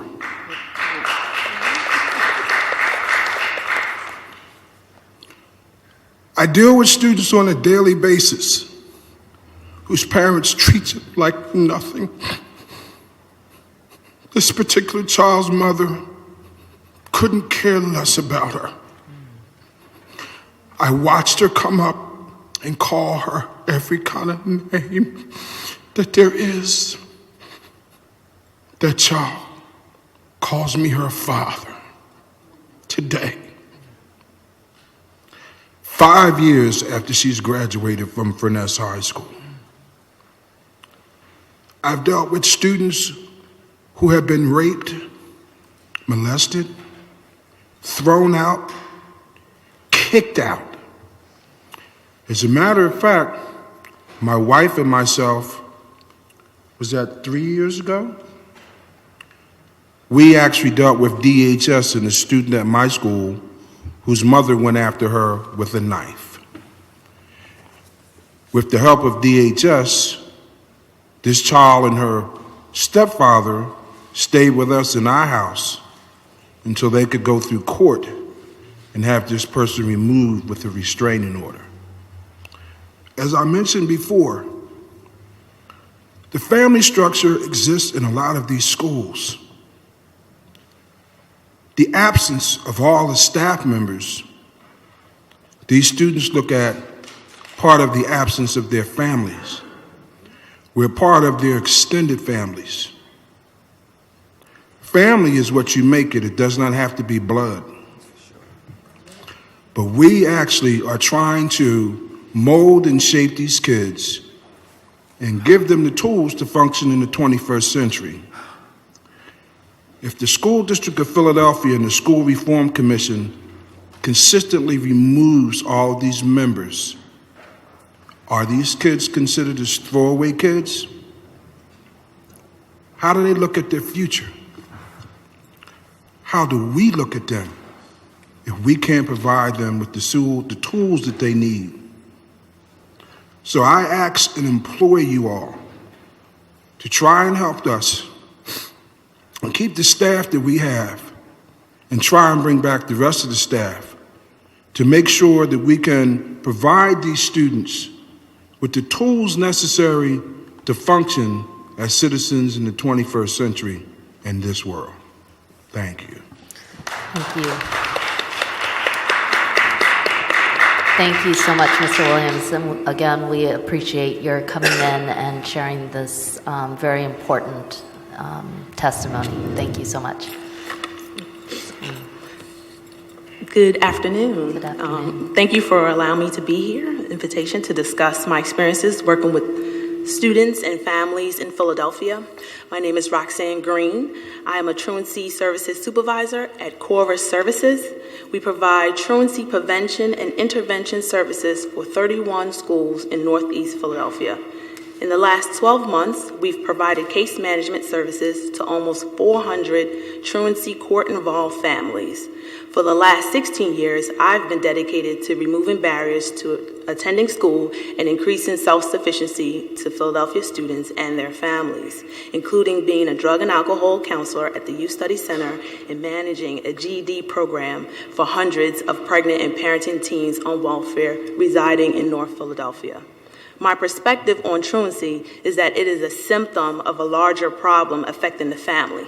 Barriers to attending school can include a family's lack of something, before and after care, hearing aids, recent migration into the country, or simply forgetting to send excused absence notes. Bearing those examples, the older youth struggle to stay connected to school, become disengaged, and stop attending regularly. According to the research, one of the keys to retaining students is someone at the school who cares that they actually come to school. The recent budget cuts have reduced the amount of human resources or support staff available to the students. It's not unusual for one guidance counselor to be divided among several schools within 1 week. Some school nurses also rotate between schools. To students, it seems like the person hired to help them with their social and emotional needs are not in school regularly either.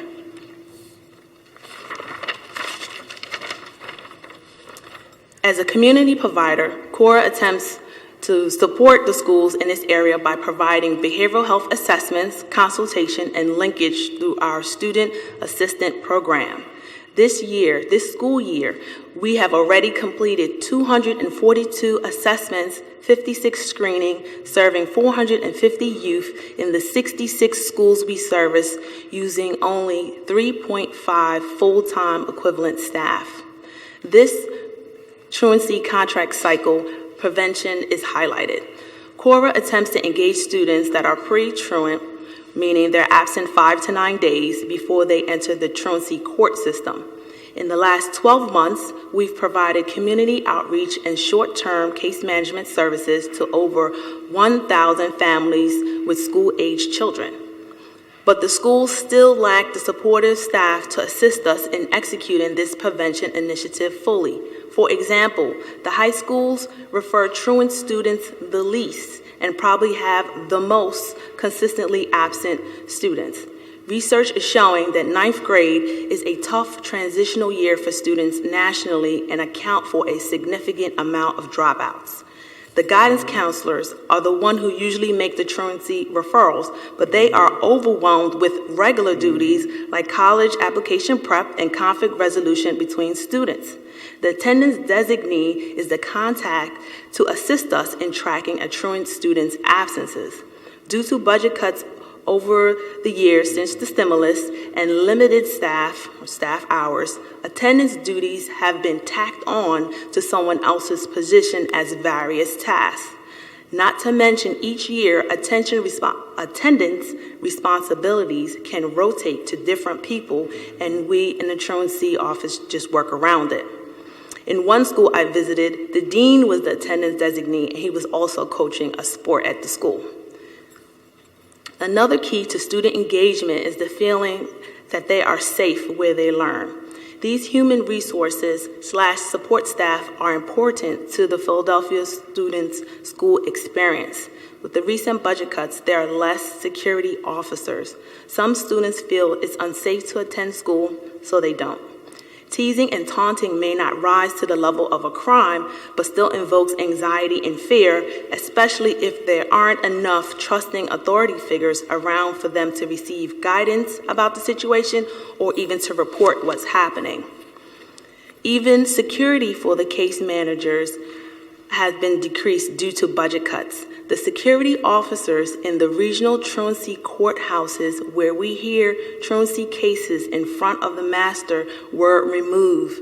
The 2 courthouses I attend also house the smallest of our Philadelphia students, pre-kindergartners.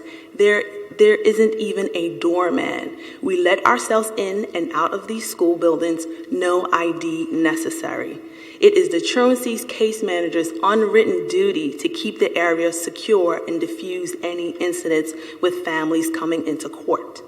The recent budget cuts to supportive services have hurt some of the students of Philadelphia and caused many to disengage from schools. Then we label them as truant. What I would like the group to take away from my statement is that students need human resources and support staff to feel safe and to feel that someone cares whether they come to school or not.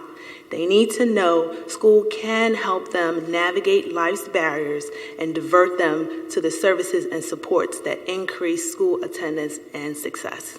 Thank you for your time.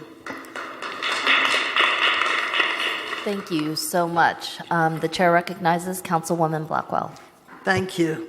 I just wanted to say thank you. And I thank all of you and Mr. Williams and Michelle. We know that he who sits high looks low and watches over all. We thank you for your lives of sacrifice. But you know all the children you've saved over the years. It all makes it worthwhile. And God bless you and thank you. Yes, I'd like to reiterate, thank you so much for your testimony. We would love to be able to continue to follow up with all 3 of you. There are some specific questions that our office may be asking each of you, but we are incredibly grateful for your work and for your service. I think I can speak for my colleagues in saying that we're going to be fighting passionately to ensure that the school year in September is and feels different for everybody than it currently does right now. So thank you. Oh, yes, absolutely. The chair recognizes Councilwoman Parker.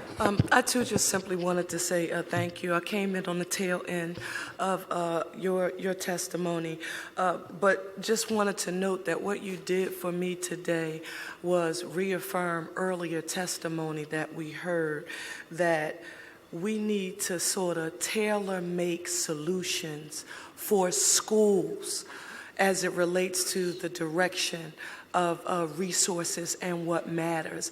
And that whole concept that Councilwoman Quiñones-Sánchez referred to as a cookie-cutter solution for what will work best works different regionally, geographically, based on the makeup that you, Mr. Williams, had talked about. The program is called AVID, which is a national model. I am the AVID administrator. It's a college readiness program that actually is geared toward giving students, one part of the strategy is actually called the Cornell note-taking process. A lot of students are not familiar with how to study. Part of studying, as you all know, because all of you all have college degrees such as we all, is that part of studying is taking notes. A lot of students will sit in class and listen, write nothing down. And when the class is over, everything that they just heard, they now lost because they have no notes. The Cornell note-taking process was actually a form that's set up for them to actually take notes and ask high-level questions so they can review this information and actually go over it on a daily basis and actually take this model into all other major courses so that they actually learn how to study and to retain information that would actually help them in the process of graduating from high school. Thank you. And it's, again, it demonstrates the need to have solutions based on the demographics of the constituencies that you are serving, the challenges that those families in those particular regions are facing, and every child has a different story. And as I was listening to you, and I often sort of use this analogy, I don't care whether or not your last name is Cleaver, right? And because June and Ward are your mother and father, or you are Huxtable, right? And you're in a home when you have a mother who's a lawyer and a father's a doctor, or the Evans family, right? We have to be mindful of those children whose parents reflect the socioeconomic status of Florida and James Evans. Right. And so as I was listening to you all, it just sort of made me think about each of those respective constituencies, and that solutions have to be tailor-made for each of them. So thank you so very much for your commitment. Thank you very much to our panel, and that concludes the formal registered speakers for today. Just a few quick comments before we move into open public testimony, if there's anybody here to do that. I would like our council colleagues, if we might consider being in agreement that we feel that the School District of Philadelphia should have a representative present throughout the entirety of the school hearing.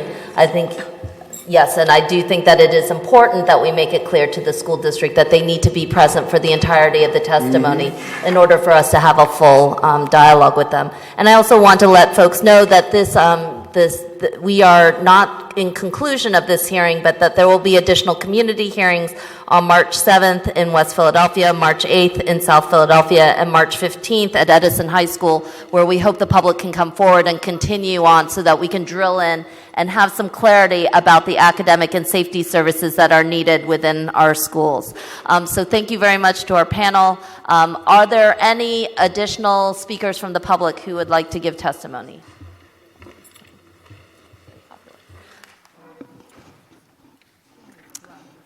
Yes.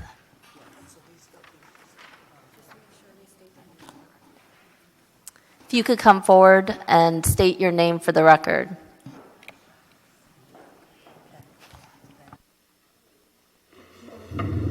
Hello, good evening, everyone. My name is Anna Pern. Sure.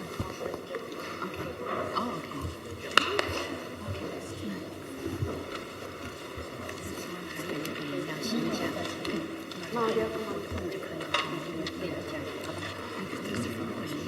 Yeah.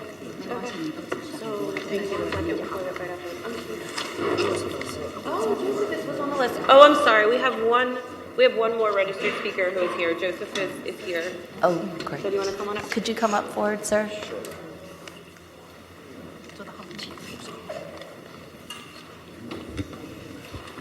Thank you so much for your patience. Could you just please state your name for the record, and you may proceed with your testimony. My name is Joseph Isdafis. It's a pleasure to be here. I will go right into it. I am a bilingual person. I speak Haitian Creole and French, and of course English. My cousin-in-law came to live with me after being in the U.S. for only 2 years. They came from Haiti with limited English. They were put into overcrowded classes. They were getting A's just for doing their homework or for behaving in class. The teachers were overwhelmed with 30 students per class at Benjamin Franklin. A prior year, they were shooting around the school by students attending there. It was with a lot of fear that I allowed them to go to that school because it was their neighborhood school. Moreover, they used their cousin to translate for them, which was not appropriate at all. She had to leave her classroom to help her cousin and help other students who came from Haiti also. She was there to learn, not to help other students. They did not have enough resources for students who did not speak English. It is clear that a bilingual program is necessary for new English learners. And more ESL teachers and bilingual educators are needed to ensure that new immigrants in Philadelphia school system feel welcome and can learn better. On a personal note, in 1995, I came to the U.S. from Haiti with limited English. I was put in the straight English classes. It was a disaster, to say the least. I did not understand what was going on in the classroom. It was seems like I was a dummy. Thank God I had a history in the class that I was in. He realized that it's not that I didn't have the knowledge or understanding. It's just a language issue. He transferred me to a bilingual class. I did well and I graduated. I went to college and now I'm doing my MBA. Like tonight, I have a class tonight and I'm finishing my MBA in June of this year with honors at Gwinnett Mercy University. ESL program allows students to master the language, to excel in school, and to be fully integrated in their new environment. Let's put money toward education now so we can avoid children to go into jail and cannot find a job in this 21st century.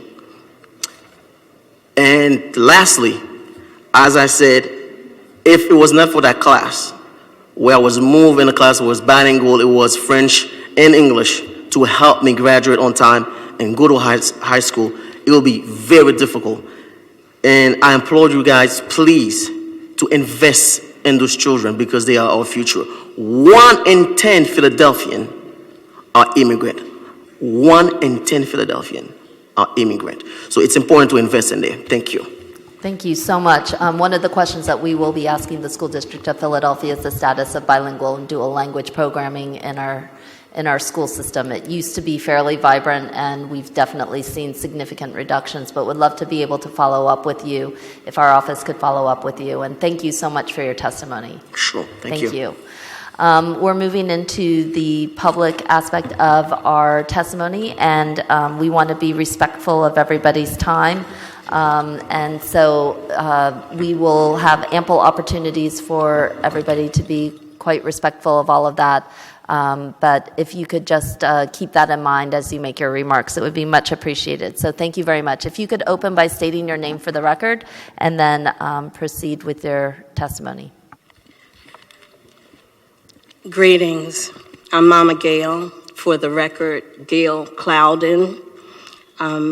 I have been an advocate for over 30 years for our children, and I went to school. I went to Huey before I came here, where I created what I call Parents Corner Cafe and Community Welcome Center. And it's a place where we've invested. When I say community, I mean our community has invested. I have people from the community donating on a daily basis so that when children are finished at the end of the day, they can come in and get fresh fruit and whatever we have that day. One of the things that I'm concerned about, and there are many when it comes to education in Philadelphia, and I left my bell back there. I don't know if any of you know, but I have a bell. And I ring that bell at the SRC, and I say to everyone, Dr. Height has to go. And I'm very serious about that. And I never thought, and I'm gonna stand up if you don't mind, because I can't sit.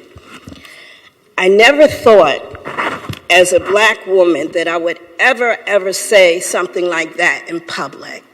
There are two things that I remember, and God bless you, Dr. Ackerman. Of course, we didn't agree about everything, but she said two things to me.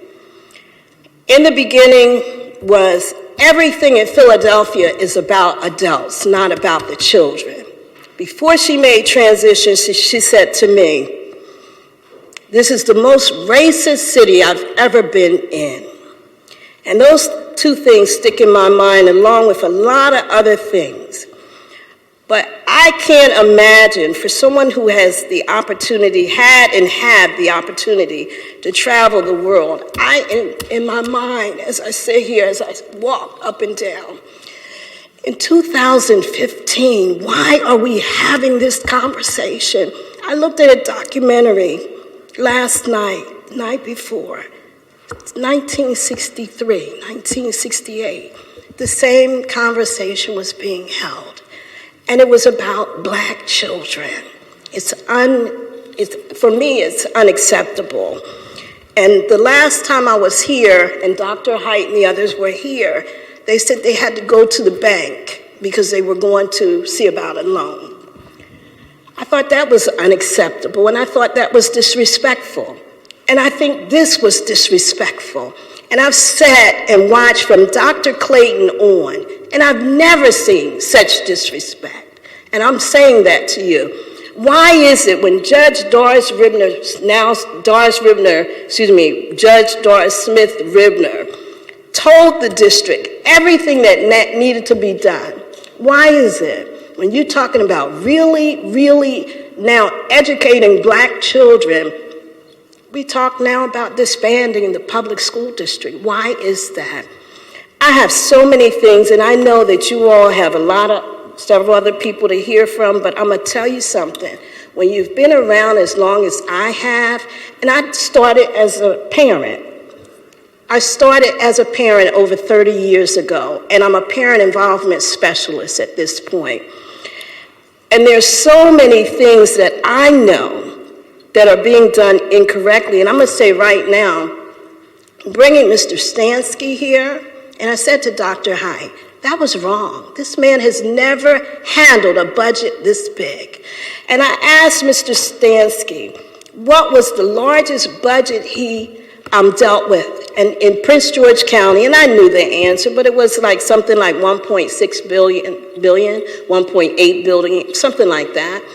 And I'm thinking, how does that, because I went to Prince George to check it out, how does that compare with Philadelphia? There's no comparison. How do you continue to bring people in from other cities, other states who know nothing? Usually it takes about 3 years to get acclimated to how Philadelphia is, because it's very different from everywhere else. So having said that, we now find ourselves asking for money. I just said to somebody out there, I should have bought a trash can. Because dealing with this district, the way it's running, you might as well have a trash can to throw money in. I said to Dr. Height, I wouldn't ask for a dime for you. Not one dime, because this ain't about money as much as it is about who is in the job seat. Who is in that seat? If you don't know the job, not any amount of money is going to help that. You have people coming in from all over, and last SRC meeting, I looked over. The month before that, they were passing candy. Everybody was on their computer, on their phone, texting the whole time. It is such a lack of respect for us. And I have to ask, how ignorant do you think Philadelphians are? Because that's what it looks like to me. People that come in and think you can't handle your own business. And that's the attitude. This center that I created is at Huey School. I asked every person that is on the council to come and visit, come as a group and see what's going on. Charles said to me last week, I said, how was your day? He said, this is the best part of my day. I'm in a school that is like time forgot. When I go in the basement to do something, to get something, even for food service, it's in the basement. It's not that far from the boiler. Those of you that don't know, my husband is a building engineer. He is the man that was poisoned by carbon monoxide and almost died. Almost 4 years ago, not yet has that case come up through workman's comp. How much money is being spent for that? When I talk about contracts, and I ask them constantly about contracts, why would you amend a contract? That means they no longer had the lowest bid, possibly. And they come back, I think there's something coming up tonight, maybe, because I don't read the stuff. People oftentimes call me, $50,000 because they didn't do something on time or didn't do it right. That's what they're going to have to pay out. I sit and I listen to things that are so foolish to me, and it's a lack of respect, because if you respected $1, you wouldn't just throw it away. And we talking every month. Look at the resolutions. Every month it's millions and millions. One contract, food service, months and months. Children came there. They had signs. They said, the food is terrible. We don't eat it. We throw it away. They throw it away. What did they do? They upped the contract from $75 million to $100 million, I believe it's for 3 years, and then talked about an extension. I know my time is up, but I'm gonna say this. I need you to ask, while we're talking about the budget and them asking for more money, and we kept saying, anything you give them, please have oversight. You must, and I said I wasn't going to ask for money, but I'm saying whatever is given by anybody needs to be oversight, because we have cited all the reasons why you shouldn't keep giving them money, because it doesn't make sense. SLA, Constitution High. How do you sell a building where it was human resources? How do you sell that building and then begin to lease it back up to $2 million a year? That doesn't make sense. And now you're talking about $500,000 to renovate a building that you don't own, when you have buildings that people could have been put in that were in good condition. Real quick, throw away. When I got to Huey, you know what I heard? They didn't have enough chairs for the children. I asked the teacher, why did you stand during the whole class? She said, because there's not enough chairs. How many chairs have been thrown away? Thank you All so right? much, Mama Gail. Thank you. I appreciate it. Thank you very much for your testimony. Before I leave, and I'm going to go to SRC, please, we would like an audience. There are a bunch of advocates, and you know, Helen, there are a bunch of us that have this information. We sleep, eat, breathe this stuff. We know the waste that's going on and the mismanagement. And not just that, the people that are being put in these positions that should not be there. Thank you very much. Thank you. You can clap for me. Thank you. Thank you for being here. Thank you. My name is Anna Pern, and it's nice to see some familiar faces here. I really respect the work that you do. I know that before universal pre-K was mentioned, so I just wanted to introduce, the hat that I wear right now. I'm a parent of 2 children with disabilities. Since my children were born, we have faced discrimination by daycares and preschools.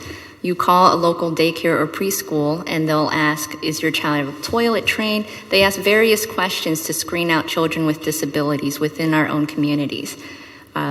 So the discrimination against children with disabilities starts early. So when we're talking about universal pre-K, there are some of our kids that can't even get pre-K or daycare, which leaves a lot of us with difficult options. Do we stay or do we leave Philadelphia? Part of that issue is that there's a lack of enforcement for Americans with Disabilities Act. So preschools and private daycares, they're subject to Title II of ADA. However, if you attempt to report discrimination, no one knows how to even handle it. I know this because I personally filed complaints with state and local agencies. For 2 months, not a single person responded to me. When I called the Bureau of Certifications in Harrisburg, the person didn't even know how to handle a discrimination complaint.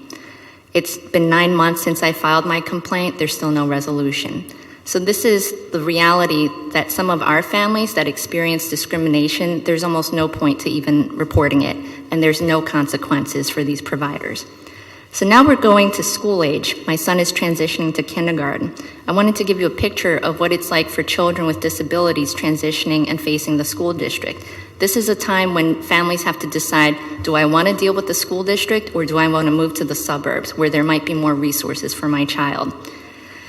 In order to qualify for the services, you get an IEP evaluation.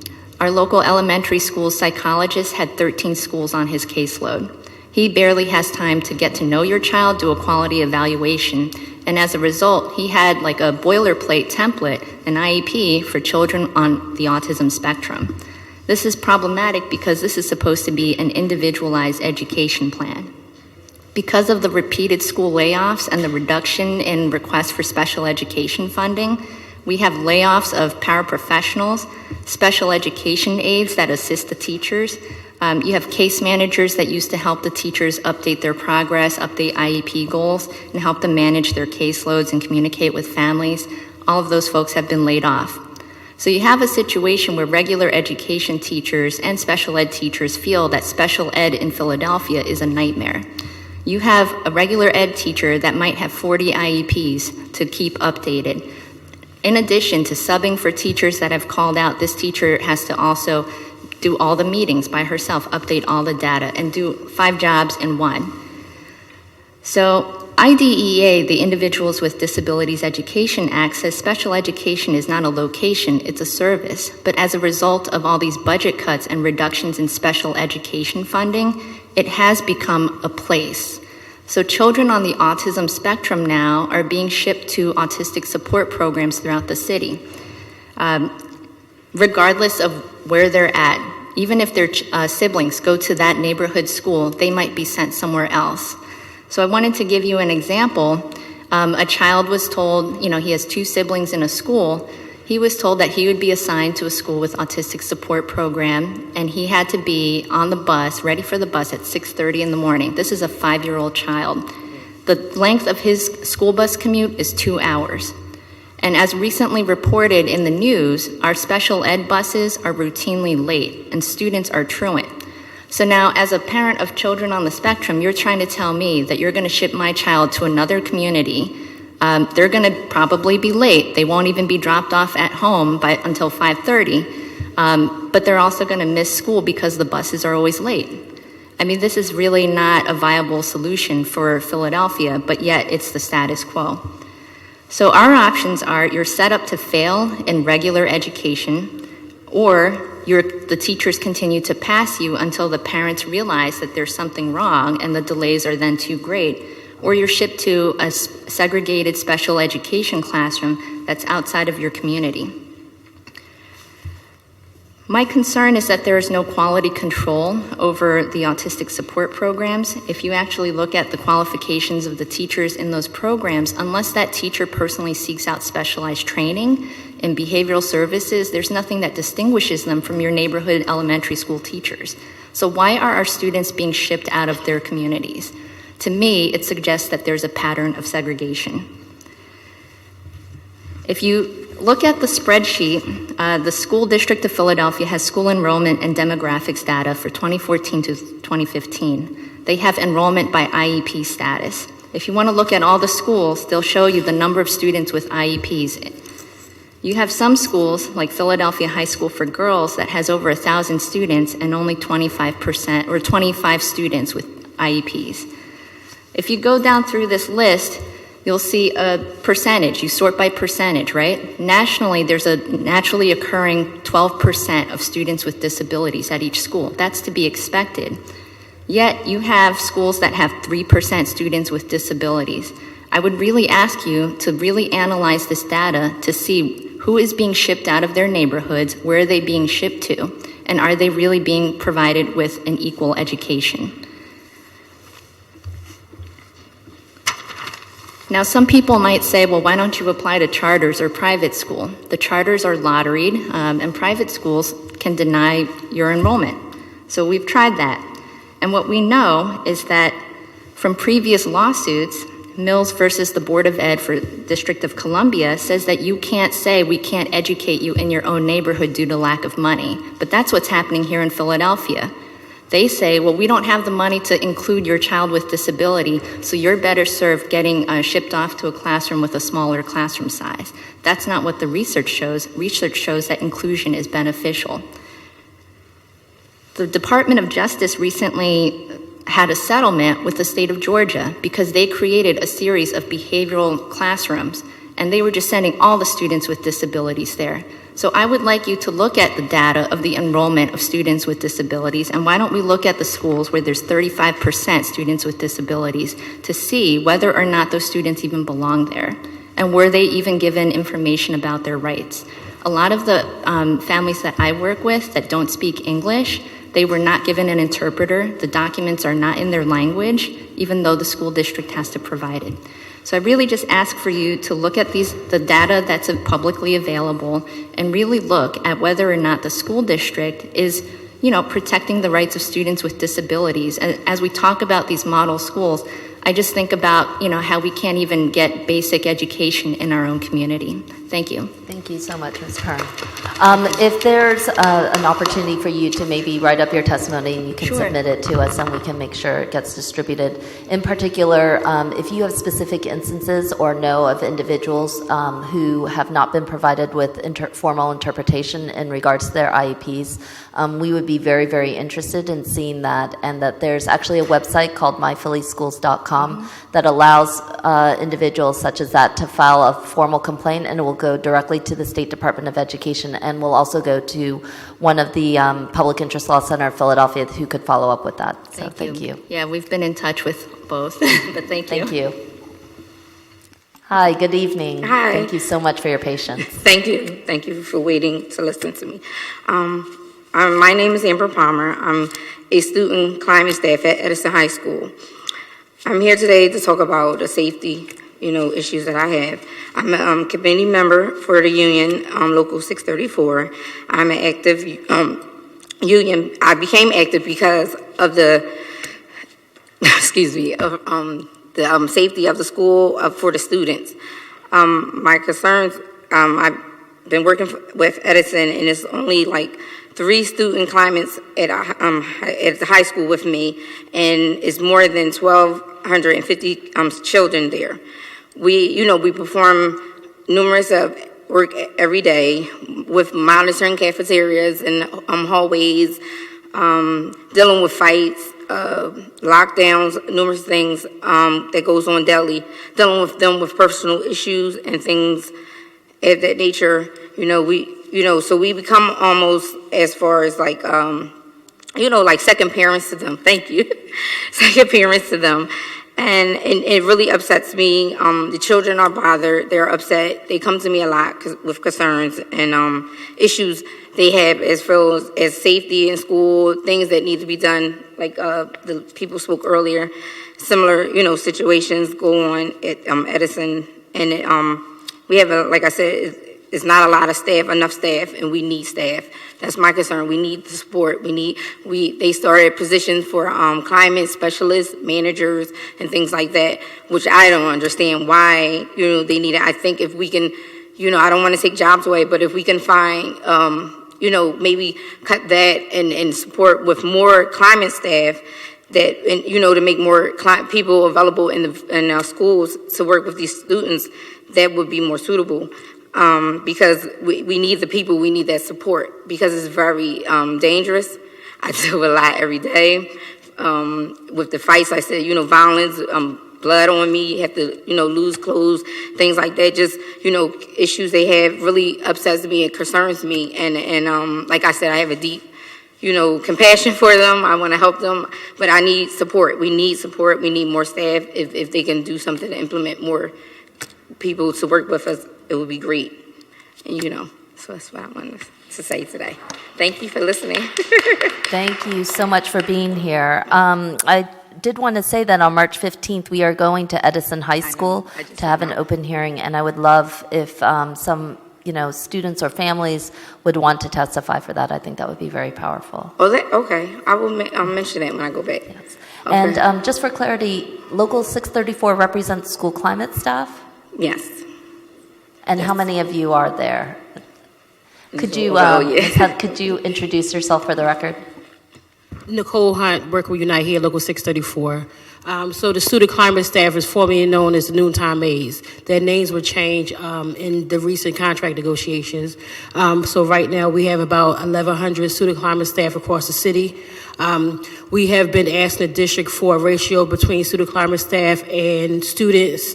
They have yet to, we just recently got documentation about how many student climate staff are in a school compared to how many students. Like at Edison High, right now it's 3 student climate staff to 1,200 kids.